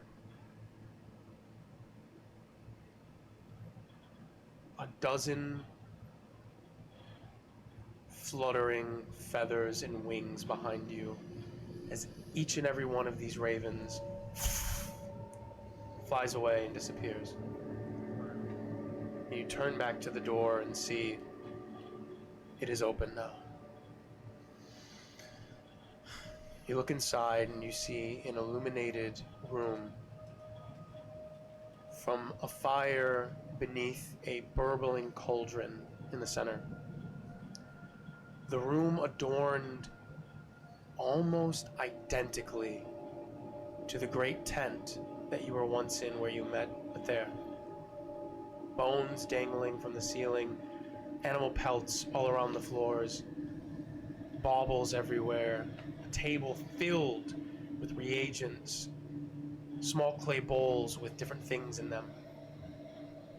That stench of that beautiful stew burbling in that cauldron lies before the two of you. The two of you are fixated on this cauldron.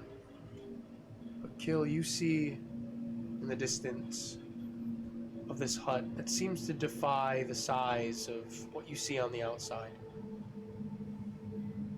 Towards the end of the room being maybe even 40 to 50 feet deep, truly impossible given the outside of this hut, you see a slightly arched-backed figure. Tallish, maybe 6 feet. Sort of bent over in the process of mixing a few things together. You see a hand reach out. It seems to be slightly tinged a dull green long, thick fingers with crooked nails at the end of them reach over and grab some sort of vegetable placed on the table and reach up and grasps at a cleaver and thoof, onto the table, splicing perhaps an onion, peeling, chopping, preparing. Excuse me, the black tongue. I don't know if I should. That's what we were. Anyway, hi, good evening. The figure was draped in ragged leathers all around. Very similar garb to what you saw there, where a sort of grand white wolf skin across his back and many other different baubles and beads around. You see this slight green tinted skin envelop this person with slightly pointed ears, similar to some of the moorfolk that you saw around. His sheared bald head with slight bits of gray, sort of small stubbled hairs around, turns over his shoulder, and you can see the deep cheekbones and the piercing red eyes of this underbite protruding tusked, almost orc-like individual turn.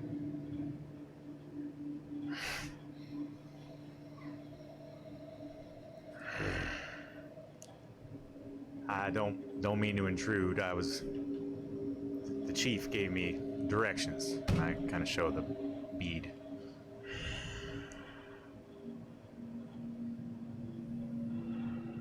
And he gestures over to a table with 3 chairs around him.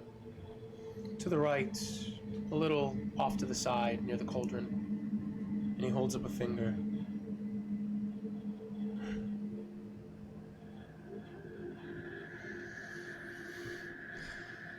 Come on, let's sit.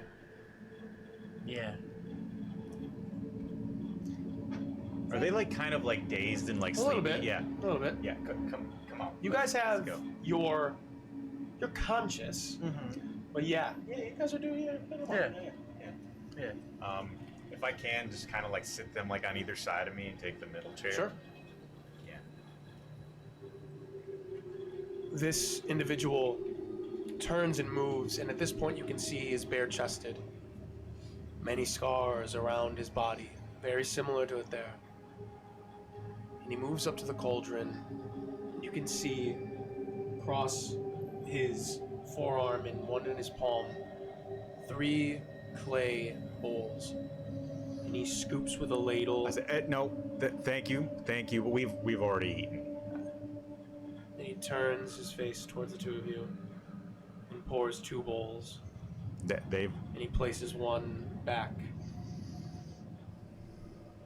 And he looks at you. Where does he place it? He places one of the bowls back on the table that he came from. Near him, but not by us. Correct. Right, okay. All right. And he I'm walks over. assuming that's for you. Okay. He walks over with the 2 bowls, and he looks at you all. And he places both of them in front of you, Kel. And the 2 of you immediately look at them. It smells wonderful, but look, we don't want to take a lot of your time. We're here to correct some bad omens. I am here to eat. Oh, I'm here to eat some soup, actually. No, I watched you eat, Kaz.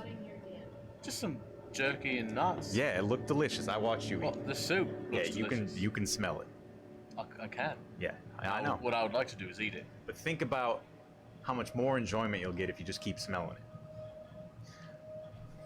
that sounds... It's awful. That doesn't make sense to you. Well, it does smell really good, but I had a good berry earlier. I'm all full on food. The individual takes his curled hand, picks up a bowl, and he begins to drink it in front of the two of you. He's taking your soup. There's another bowl left over. I'm grabbing for it. As soon as he moves, I like go to like whack his hand with my stat. Go Like, ahead and make an attack roll with advantage because you're focused more so on the soup. Yeah, and you were probably anticipating that. natural 20. Natural 20. Yeah, you can choose to roll damage on this if you want. I mean, this will result in something. Yeah. You can hurt him if you want to. Yeah, my intention before I saw the dice was to hit him with like the blunt end of the spear. So I mean, I'll roll damage, but You don't have to. okay. You kinda strike wanna it hurt in, him a little. and there's enough of a pain. Go ahead and make a wisdom saving throw. Okay. That's a 3, baby. I mean, what the fuck was that? Kill. I'm trying to accept this delicious fucking meal. The individual. See, he's enjoying his soup. And he puts the Well, 'cause it looks bowl delicious. down, upside down on the table, and he reaches his hand behind him, and he holds it out, and you see a chair pushed up against a table far across the room on the other side. Sort of interior of this hut is set up in like a three-prong situation. A table room where you're sitting, a sort of alchemical, almost kitchen area, the cauldron in the center, and what seems to be a living quarters on the other side. And he holds his hand out, and the chair that seems to be pressed up against a desk in the corner just and shunts itself out, hits the cauldron that does not move at all, and he grasps it and puts it behind him and sits and puts his elbows up on the table. Damn. And he looks at the three of you. And he shifts the bowl in between the three of you. There's still a bowl with soup in it. Yes, there's one bowl with soup in it, and he just holds his hands out and crosses them. Something's going on with my friends. They're being real weird. I am going to grab They're for the not soup again. normally this weird. He attempts to grab for the soup. Yeah, I whack him again. I try to whack him again. Attack. Fair enough. I whack him again. 25. You can make one more wisdom saving throw. Kaz, I will take those fingers next time. That's a nat 20. Oh! Finally, I would say roll damage. Yeah, okay. At this point, Yeah. it causes you yeah. to. He has to deal damage to you in order for this to work. That's 9 damage. Because you rolled a natural 20, we'll reduce it to half. Okay, cool. Excuse me. Wow. As this So happens, that's 5, right? 'Cause it's well- 9. 9 to 5. we'll round down for that. We'll say Okay. 4. You feel the piercing pain in your wrist, and you look up, and like you sort of shake your head, and you're like, "Oh fuck, we're not supposed to take anything." And you sort of begin to come to your senses. What? Kiss, while this is happening, though, there's a bowl of soup untaken in front of you. Is this one for me? I don't know if I'm able to manage Kaz and Kiss at the same time, so you tell me if I'm able Kiss to try does to not intervene. seem to be okay. like Kaz yeah. would, which makes sense. She's just holding Yeah. it in front of her.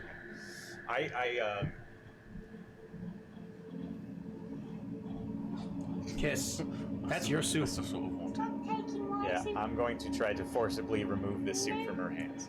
You both can make opposing strength checks. Watch this be the time I fucking 16. Still no. Well, strength or athletics? Strength. Okay. Strength. I also rolled Oh. a 16. Okay. Oh, two I of have even you- less. I have a 15 if it's regular strength. It's just strength. Because So- athletics is -1, strength is 16 to -2. 15. Somehow. Your strength is -2? Yes. That makes sense because you have Yeah. like Oh, 8 yeah. strength or whatever. Yeah, 7. 7 strength. Yeah. You hold on to it best you can, and he yanks it from you, and the soup spills Oh. across the floor. No, And he just spilled your fucking soup. that's my soup. I'm very sorry. That was rude, but in a weird way, I'm trying to be respectful of your customs or something. Why don't we just I just like side embrace. I see. The black tongue in my room. smiles.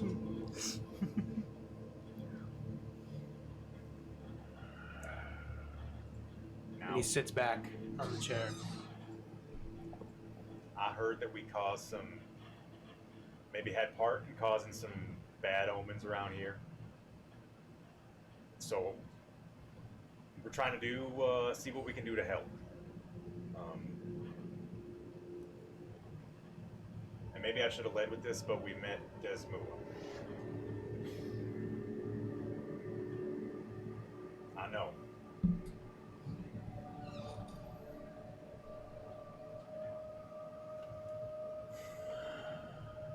Do I think he believes me with that look? Make an insight check. I'm scared. Consider you grappled. I'm considered grappled. That's 12. He looks very intrigued as he leans in. Yeah, I lean in a little bit too. Yeah, it's pretty fucking cool, huh? And you can see in between his yellow, crooked teeth a pitch black tongue sort of lick at his lips. That's a strange response, but okay. He looks up at the bones dangling from the ceiling. And he reaches up and he plucks at one of them. And he turns and he tosses it into the cauldron, and you hear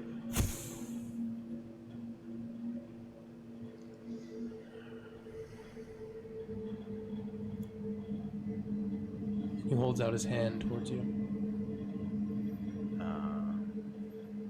I will reach out my hand as if to kind of like do like a weird like shake.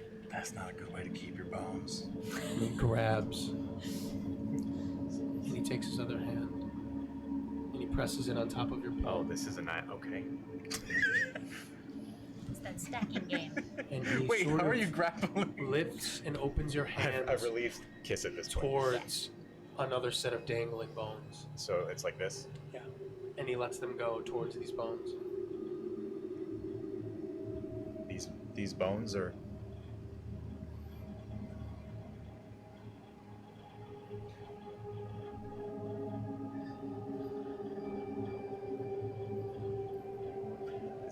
He's still just gesturing towards them. I think he wants you to take it and throw it in the cauldron. Oh shit! Good guess. Nice. Damn. I'm glad you finally woke up out of that shit. Okay, so I take the bone. Yeah, not a huge fan of it, to be honest. This is a game. This ain't a gift. Okay, I'll like chug it.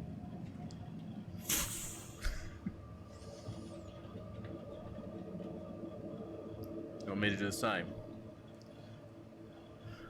Alright.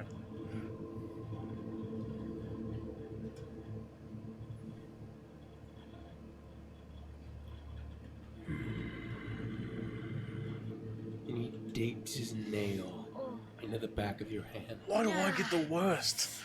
A little bit of blood. And he laps with his black tongue at the back of your hand.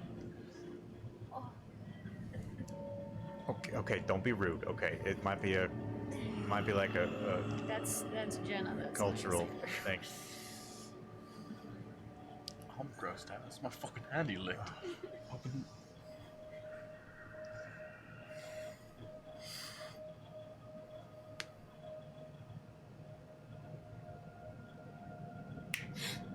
And you wake up out of this stupor that you've been in.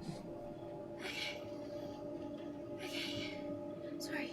And you hear It's in the okay. back of your mind as the black tongue looks at you.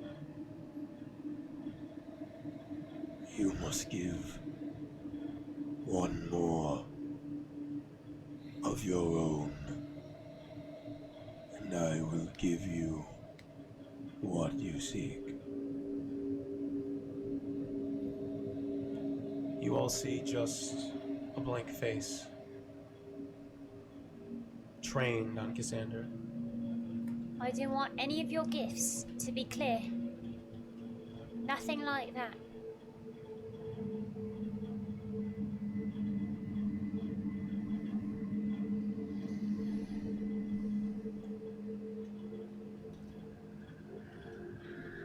Can I just grab another bone and throw it at the... I hide my You go bleeding to throw, hand. and he. Oh, that game's over. Sorry.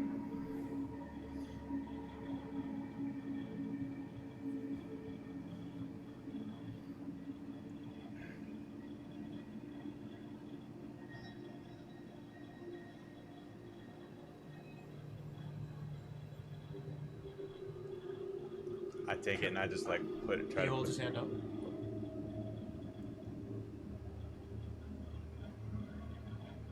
No, Is this, you put it back. Put it back. Give it back. I try to put it back.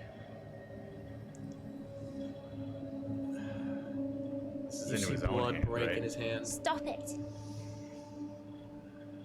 What's wrong with you? I,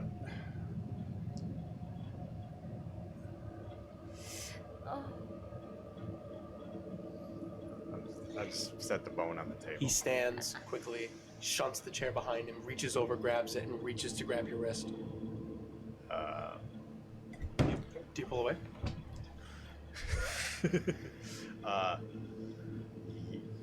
Yeah, I think I would like, yeah. He reaches to grab your wrist, and you pull away, and he just looks up at you. And he looks down at the bone, and he slams his fist on the table, and he holds his palm, blood streaking out of it, at you. And he takes his thumb, he presses it into it, and he looks at the bone and looks back at you. you stop it. It's your choice to do that. No one's asking you to make yourself bleed. You stop. I'm not. I don't know what to say to this guy. What's your problem?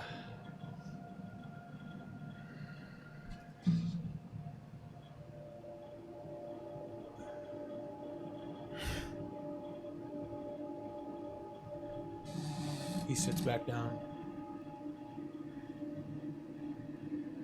I don't suppose he speaks this, but I'm just gonna say in Abyssal. What the hell is your deal? You both hear a twisted,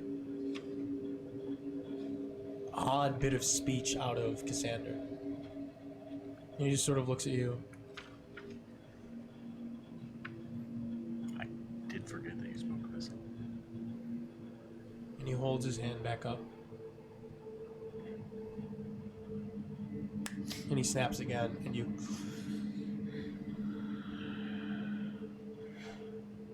And you relax. And he looks back at you. He reaches over, grabs the bone, touches it on his palm, and it burns a little. And he holds it back towards you. Do we think this is the gift? Do we think this is what we were supposed to get? I've no idea, mate. I don't know. This is all nothing to me. Okay, I'm just gonna look at it. And he holds up his palm again. Does he want you to do that? Is that what he's getting at? Do you touch it to his palm, or do you do it to your own? Look, you don't have to make Kill do it. I can do it. Is that what you want? And he turns and looks at you. Is this what you're going for? And he looks back at Kill. And he presses his nail into his palm again, and more blood begins to pour out of his hand. Damn, dude, that's And he weird. just looks at you. I mean, that can't be a gift, right? Just give myself a little. It's a ritualistic thing, I would assume. I mean, fuck, you did it. Well, no. Oh, Well, that's you- different. That was different. He That took was- my blood. That was the gift. Yeah, you did. All right, I'll take my clawed thumb All right. and I'll fuck. I'll just jab it in, give it a little twist, pull it out, show him. See? And he reaches over and grabs the back of your palm. Oh, you're good. And he Oh god. laps up your blood. Absolutely horrid, right?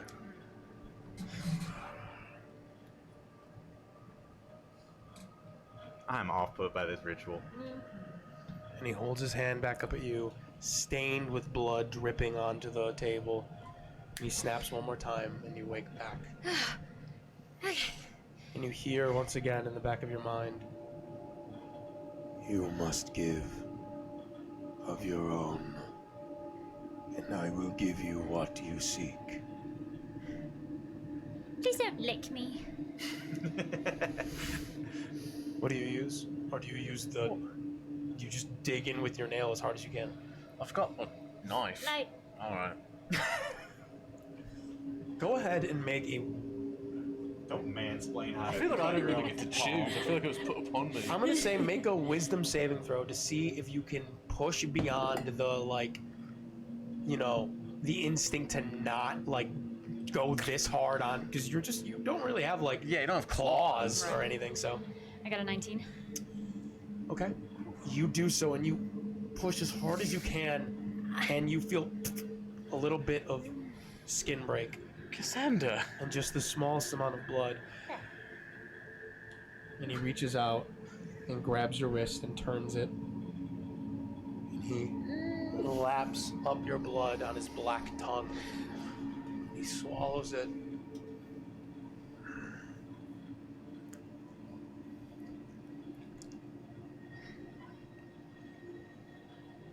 Now, we may speak.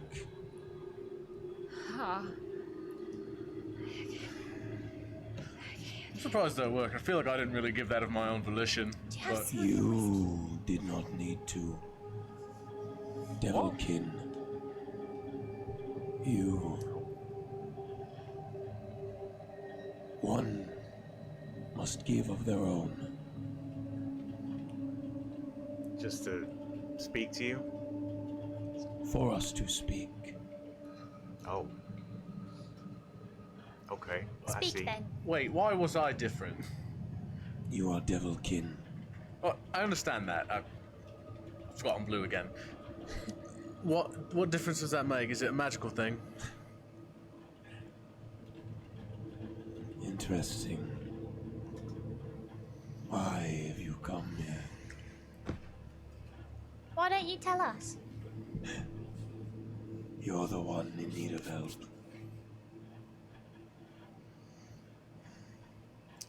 He seems amiable Right. at this point, right? As far as I He can tell. seems calm. Would you like to eat? It seems you've grown fond of the stench of my stew. It is a I was lovely about to smell. have dinner. You still hungry after that? Oh, I am eternally hungry. No, that.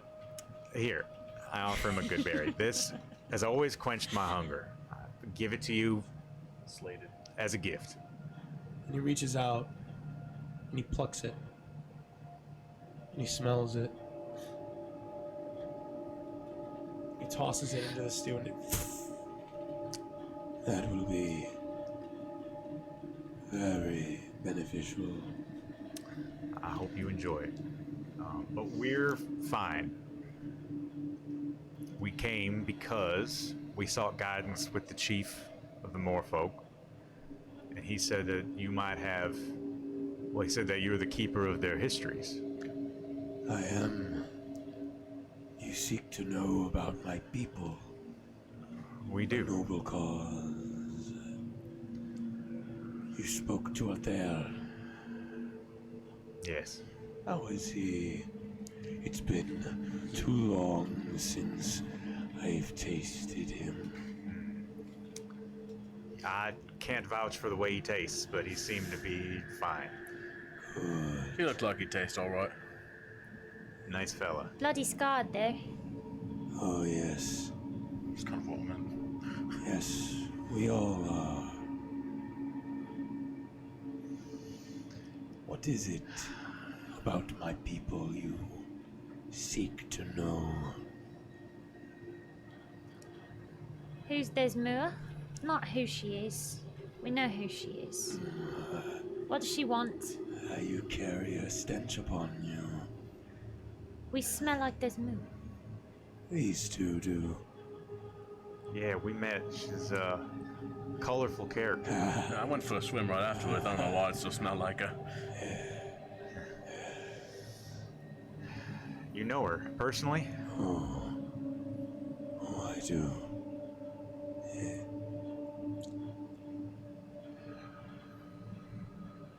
She is beautiful, is she not?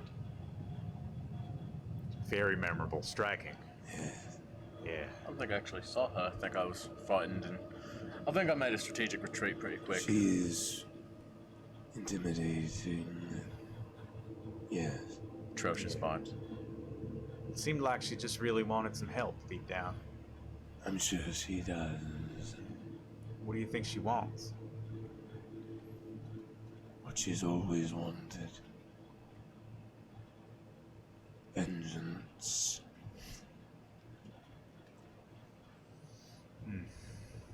The people who wronged her are long dead. So you say. Are they The not? Moors wronged her. Are not the Moors walking this very island? Wait, you know what she probably wants? What? Victory. You mean Samson? No, victory. She wanted victory over the Moors. Oh, the concept of Yes, victory. but embodied in victory. Do you know what I'm saying? In the man It's victory that we yes. met. Yes, it's sort of like a big riddle. She wants victory, literal victory over the Moorfolk, and this person named Victory is a person. But she's messing with Samson. Well, she has messed with Samson and apparently Mywin. We don't know that. Well, all right, we Is can it- say that. You are interesting, Volk. Yeah. Here's what I don't get. Seems like she's turning folks into trees, but I don't know how that furthers her goal of conquest. She is a very adept sorceress. Yeah. Certainly She's is. always been attuned to the island in the Sauk Wood. A seer, they once called her. You seem to like her a great deal.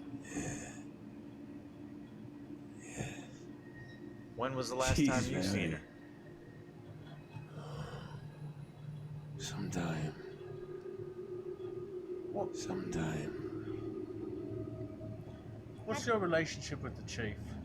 Out of curiosity. But there. We are more folk. Right. No other relation. Moors are Moors. So the saying goes. But only the members of one bloodline have been chief, haven't they? That is our way. You wouldn't happen to be part of that bloodline. What do you see when you look at me? Look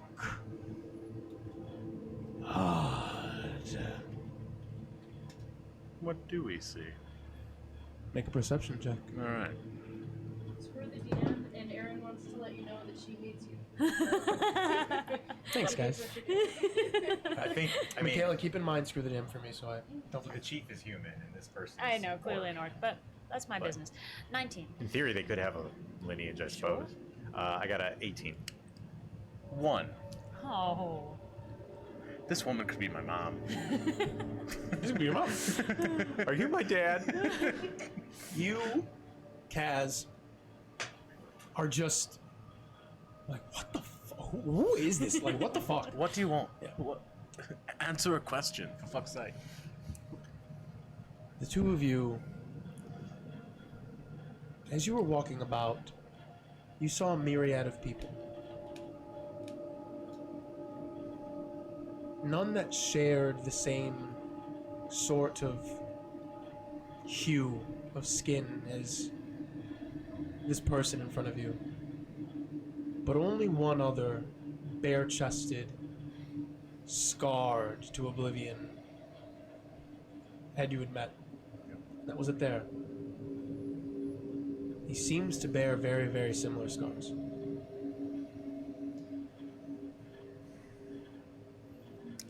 What do you see?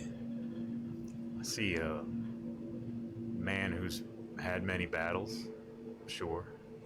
Probably either alongside or against the fair, I guess.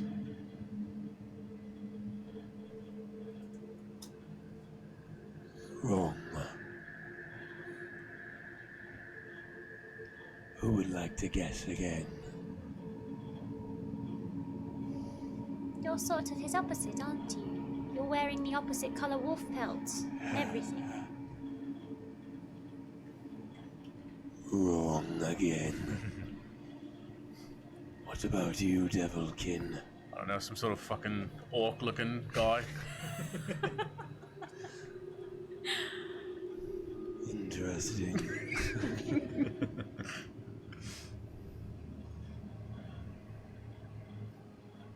Are we getting warmer? No.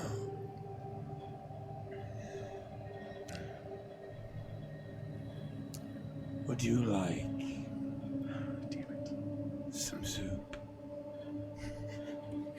No, thank you. What's your deal with Desmua? How do you feel about her husband, her daughter? Whole family? They were unfortunate folk.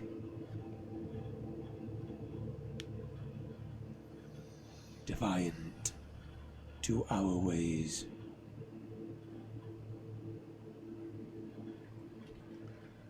Can I ask you something? If you talk about how, more folk are more folk, and you seem to cherish the old ways and the traditions, why is it you live out here by yourself instead of with the tribe?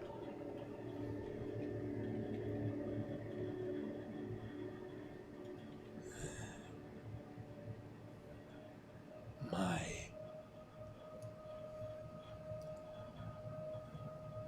influence has run thin with my people. But it is our way to seek guidance with our elders when we require it. I notice your little hut here looks almost exactly like the chief's tent. And you seem to be a good bit older than him. You were a former chief, were you not? Clever devil. You are correct. Well, damn, how old are you? Rather. Yeah. Well, I mean, you look great, but I didn't mean any disrespect. I didn't know that was on the table. But a fair said he was part of the same blood? Right. So Yeah. that would mean this is probably the chief. Just from your comments about Desmua, you were probably the chief that wanted to marry her, correct?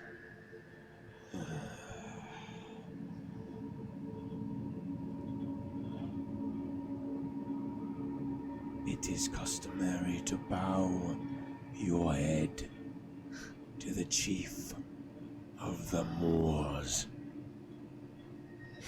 It's troubling you're not the chief anymore then, isn't it? I've always been the chief. I am Chief Gore's Black Tongue, eldest of the Moorfolk. You will bow your heads. I believe I'm supposed to decline the gift of this knowledge. So I won't bow my head? calling that? Then gods be with you on whatever this expedition is. And he stands and turns and walks over to the cauldron and reaches up and unhinges a long wooden staff, places it in with a and begins to turn it without looking at you. That was a weird spot to draw the line. I mean, yeah, I guess we can. He was supposed to give us something we needed. What else do we need? We didn't get shit. He's the old chief. He kidnapped Desmoor or whatever. He's a bad guy. Not trying to deal with him anymore. Oh, fuck. Well, the only reason I bowed to Althea is just because fucking it would have killed us if I didn't, probably. So We should leave while I'm he's... not going to bow to some rando in the woods. Come on, let's go. Unless you've got a question. Did you have something? We don't know. Fine, let's just fucking What go. did we want to find out? Say, okay, thanks for your time, I guess. Did it not feel like a trap of some sort? Yeah, I don't know. I don't know. I make sure to leave the bone on the table, just so it's very clear. And then I'll just bounce, I guess. Is there anything that looks like it's worth stealing on the way my out? God. Yeah, make a perception check. It's not a gift if you steal it. Exactly. 15 plus 17 total. 17. I mean, there are lots of things in here that look very interesting. One in particular, you see a gnarled short blade mounted on the wall, sort of over this table dining area. We have to walk right by him to get out, right? Yeah. His back is towards you right now, though. That's true. But it's mounted on the wall. I think that's a dumb move. I don't think I can get away with that. What are you guys doing? Yeah.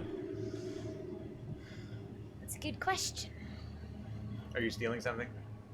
No. The only thing that looks like particularly interesting would be super visible, and I'm not trying to start a fight. He's acting as if we're not even here anymore, right? Not necessarily. He's just occupying himself with this cauldron.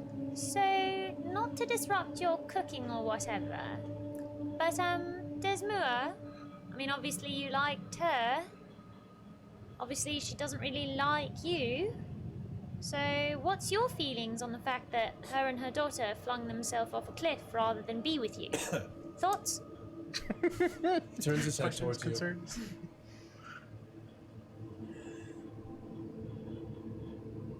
Are you ready to prostrate yourselves before me?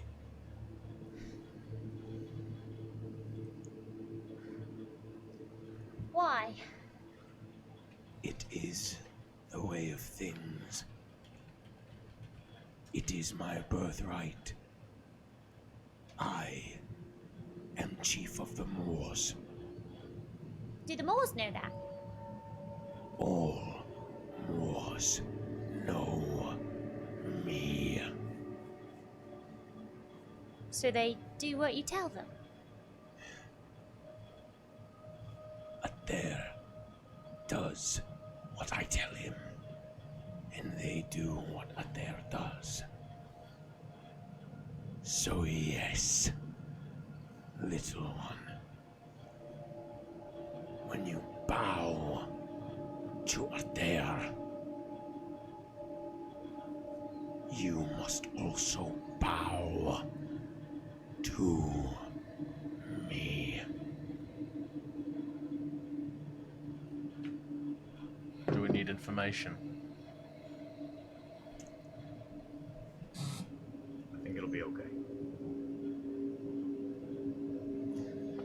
I turn back to him and I bow my head. Big sarcastic curtsy.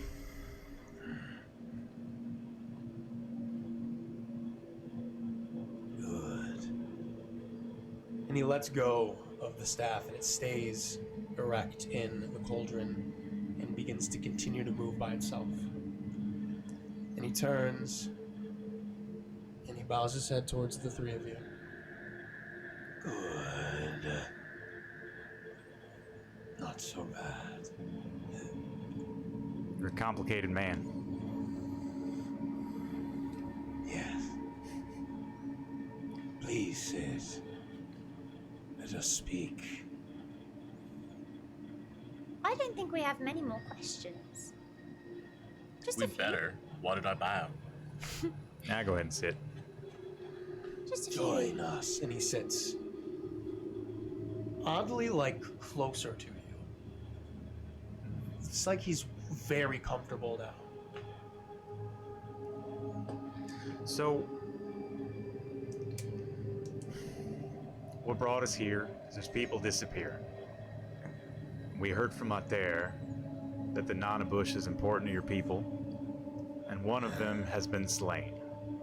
Oh, yes. He thought maybe that set off a calamity, was his word. Yeah, I know, that word struck me too. What do you think's happening? Desmoor seeks to destroy the Moors. The Nanabush is a creature of myth and legend, but it is real. Oh yeah.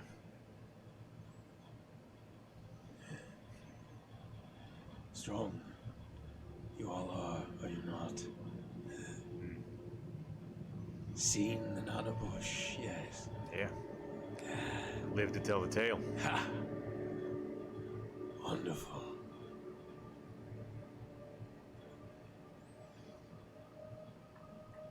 The Nanabush mocks the awakening of Desmoor.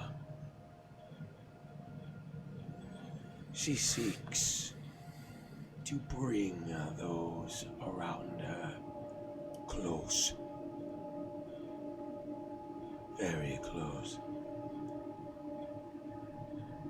She wants to destroy my people. And she will beg any power to do it. She is no longer one of us. The Moors do not beg for power. How dare you? You made her that way. You're the reason. All of this is your fault. It's nothing to do with the Nanabush. You're the reason she's dead or haunting everybody or whatever she is. It's you. You don't get that.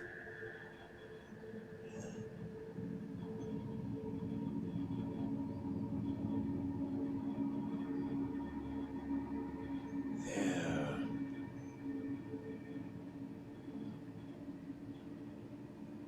are three she desires.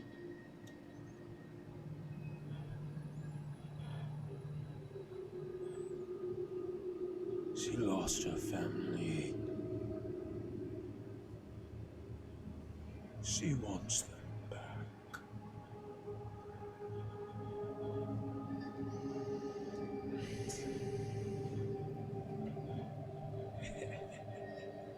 But How foolish.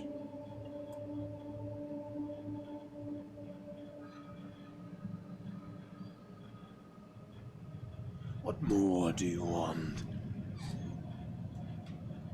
so I have plenty to give. How's she gonna go about bringing him back? Like, we've seen. She will take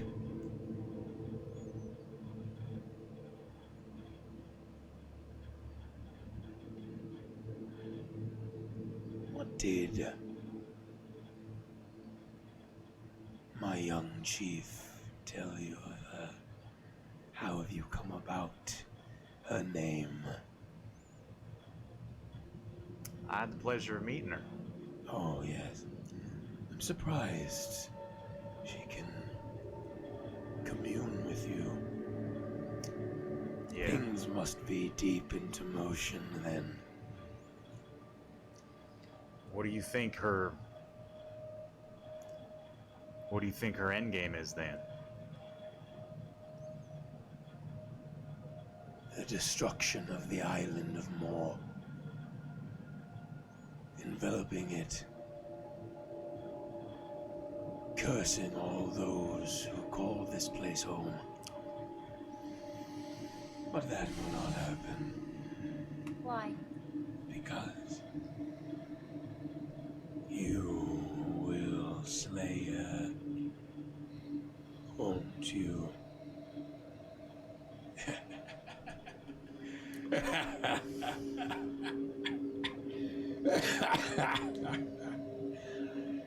Oh, how interesting. It's when I grab the tome and I say, "Is this hers? Does it look familiar? Seen this little baby before." May I see it? You can look with your eyes, not with your hands. How about that? Start with that. I do not recognize this tome, no. Okay. Because the reason I ask is it seems like, okay, Desmu is full of wrath, looking for vengeance. And I've been learning about these gods. You know, I'm not very familiar with them. I'm kind of new to all this, but it seems like maybe the ones she's asking for help with that particular goal don't necessarily seem to be the ones that fuck around with bringing the dead back to life. And then here I find this crazy old book, and I'm just, you know, I'm not that bright, but I'm trying to put the pieces of the puzzle together. Who knows? If I could get a closer look, perhaps I could aid you. You seem to be a hospitable fella, trying to give us gifts.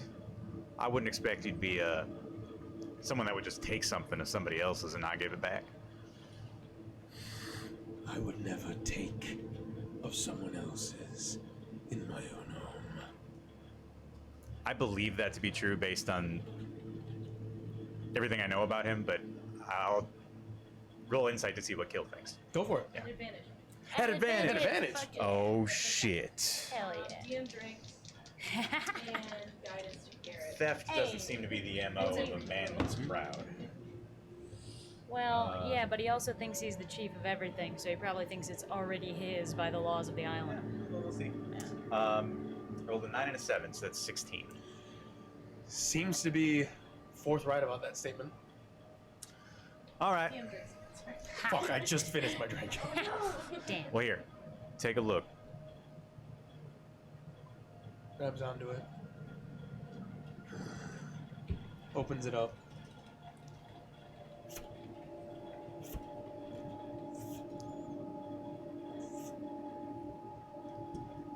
Now, if someone would be fucking around with that book, I'm curious if you think they're in the same discussion as the guy that Desmu was talking to. He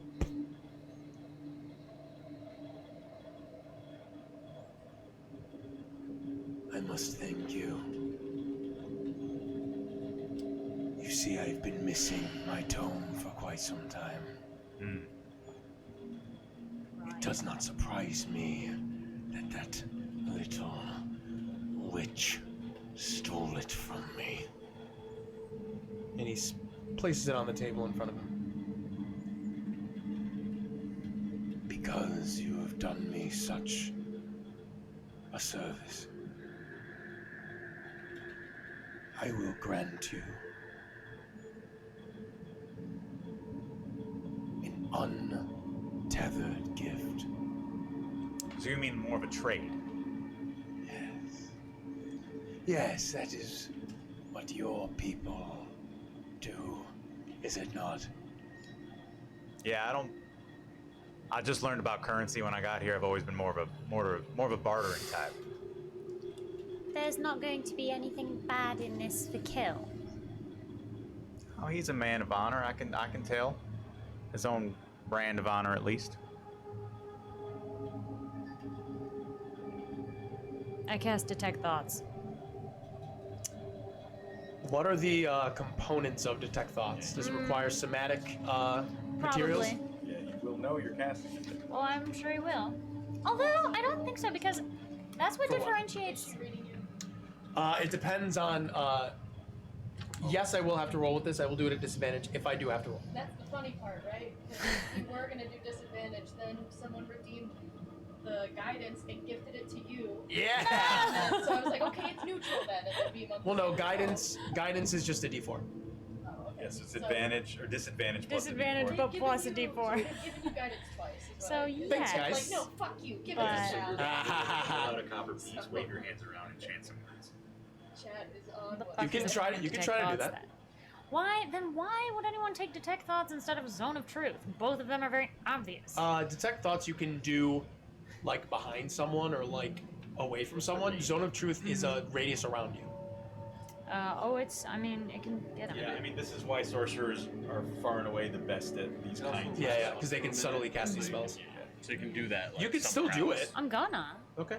I mean, he can't really. You begin to mutter these words, and he smiles at you, and he just waves his hand in the air, and he's going to counterspell your Detect Thoughts. What level is your Detect Thoughts? 2.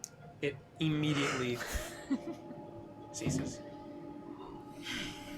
If you'd like to know what I'm thinking, you can just ask me. Did you know exactly what she was casting there? It's rather obvious. Those movements, I know them well. Very interesting. I'm impressed. Sorry about that, though. I was rooting for it. Thanks. Would you like to be repaid? I would like to see what you're offering in trade. Yes. And he reaches up and pulls out one of his beads, black as night, and hands it over to you. Okay, take it. Well, I already got one of these. Eat it. Eat it. Now, okay, so my only thought here is, if I eat this, before I know what it is, I feel like I'm accepting a trade without really knowing what I'm getting, you know what I mean? And then if I don't like the trade, I can't just, Companions, if you like. Are you saying that this is like I'm not getting a menu to order off of? This is the take it or leave it trade? Yes.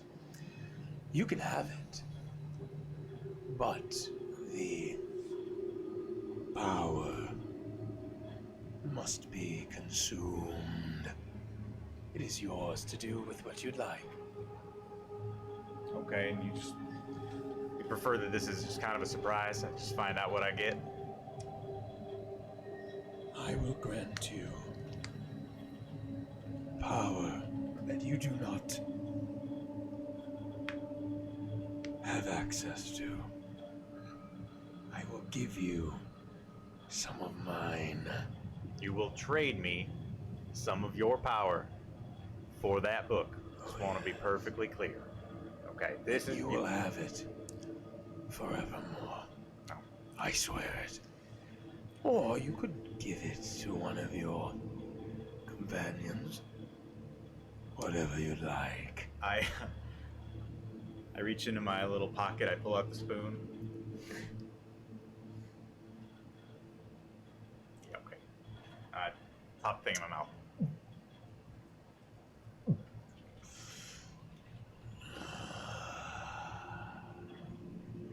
Oh god. Now, see, that wasn't a gift. I didn't break the rules. No, I know. Y'all were trying to eat that soup. Just saying.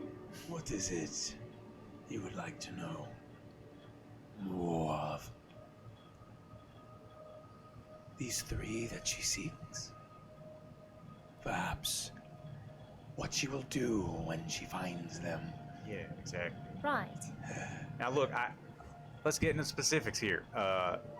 She found a boy, and the boy apparently brought her something, and she's saying she wants to thank him and help him. I don't really get what that. Is this the kind of help he wants, you think? It's the help he needs. Oh, okay. What does he need? Why don't you ask the boy? We can't find him. He's gone. Oh, Go looking. good question. You got any divination powers you could lend us a hand? Tell us maybe where we might find him? That ruins all the fun.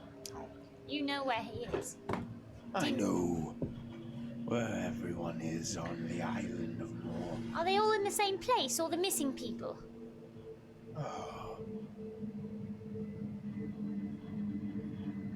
No. One of them she seems to have already found. So close you were. What does Too she do with bad. them after she's found them?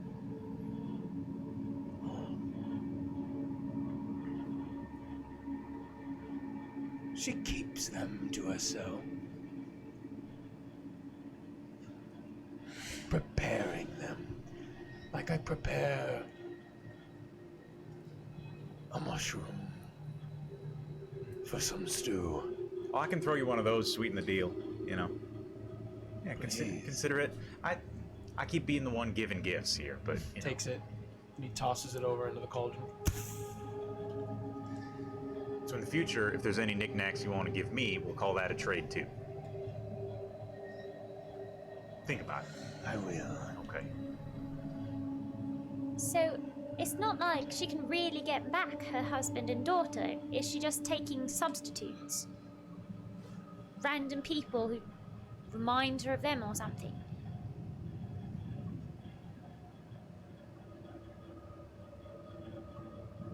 That is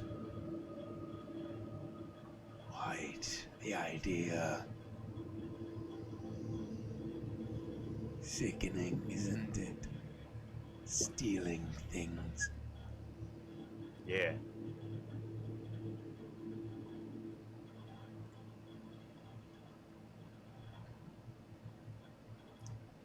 So then, why would this boy need her help? Perhaps he needs someone like her. How sad. Right, listen. We've given you some of our blood. We've bowed for you. We've given you some trinkets. Now, I'd have already sunk a blade in your chest if it wasn't for the fact that I didn't want to piss off the chief of the Moorfolk. So, can we just get some fucking straight answers and get out of here? I've given you the best I can offer so far. You could ask better questions. Where is she hiding them?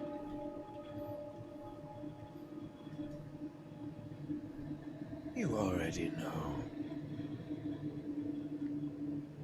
In the cave, I assume. That's the best answer you can give.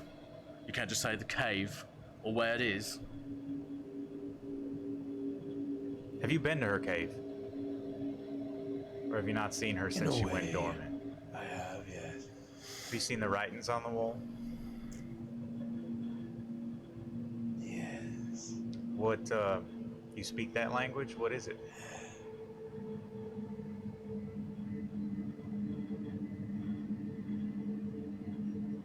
I knew it. My bloody knew it. Well, what does that mean? It's abyssal. It sounds like this. It sounds like this. The language of discord and disarray. I told you if I could just get down there. How does one get down there if they can't swim down there? I can swim. I just can't hold my breath that long. I can help you. How? Give me your hand and I will give you a gift. I don't want your gifts. How do you get there? You probably see down there. What? Well, he seems to know where people are. He must have some kind of magic that lets him see. It's not about seeing, it's about holding one's breath. I know that. Do you know if there's another way in there? Physically? Other than from the cerulean?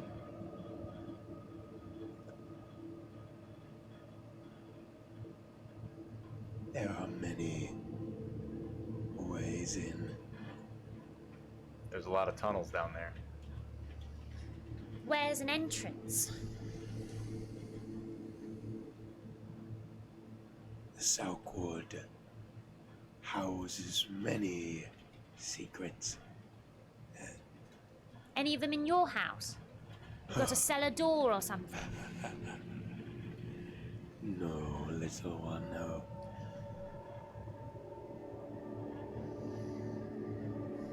One of my children can guide you there. One of the Why? ravens. Are those your children? I don't. Sorry if I'm. You are quite astute. I get lucky here and there. Something tells me it's not luck. Well, yeah, we'll follow one of your ravens. It's a trade for the mushroom. There you go. See? Clever. So what do you... In the end, you're more folk? You just want to see this, this whole little thing to blow over? If you bring her to me, I will give you more than you could ever imagine. Well, we'll see. I'm sure I'll talk to her again. I'm sure you will. Look, is there something we could say that would endear Desmoor to us, so that she would trust us, and we could bring her back to you? What might we do?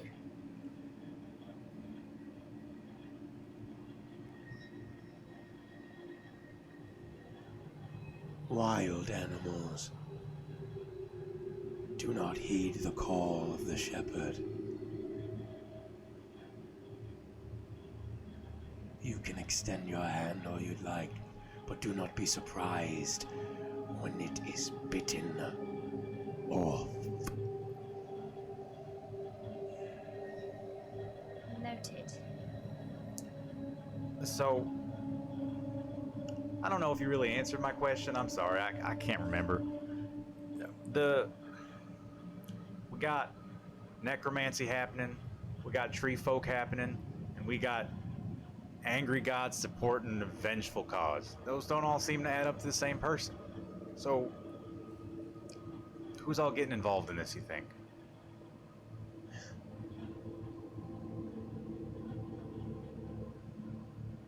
I think deep down,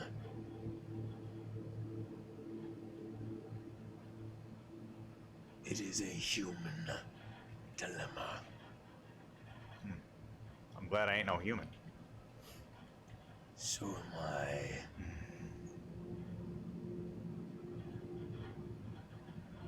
Shall we go?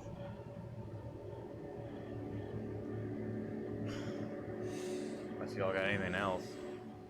Are you coming with? I assumed we were just venturing off with your raven. I will be with you, in a way. Why don't you stay here and eat your dinner? Oh, I will. But now, I am always with you. Yep, that's comforting. Awesome. Like in a spiritual way. Metaphorically. Yeah, very supportive. Your thoughts and prayers are with us. Do you pray? Never. tried once just to see what it was like. Nobody responded. It was, frankly, it hurt my feelings a little bit. Well, now, when you pray,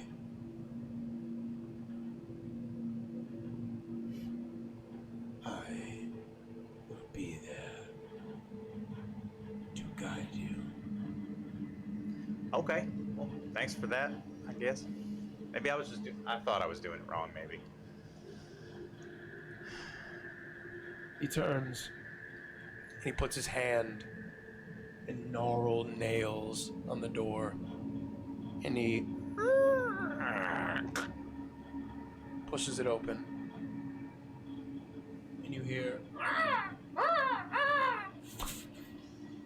and that same small little crow hobbles on the doorstep outside and just reaches down with his finger as it hops onto it. And he holds it out to you, Kiss. You're fond of small folk, are you not? Why don't you keep her safe under your hat? Are ravens traditionally good omens? Yeah. Okay, that's good. That's comforting. Before the sun sets, set her free near the edge of the Southwood. She'll take you where you need to go.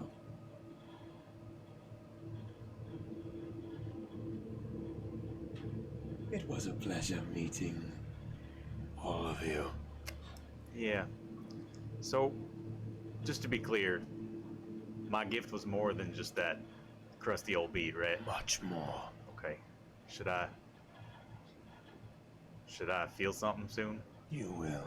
Okay. Soon. Worry not. That's one of my many gifts. I don't tend to worry too much. Good. Good. Hey, why don't you just take one more of these for whatever suits you.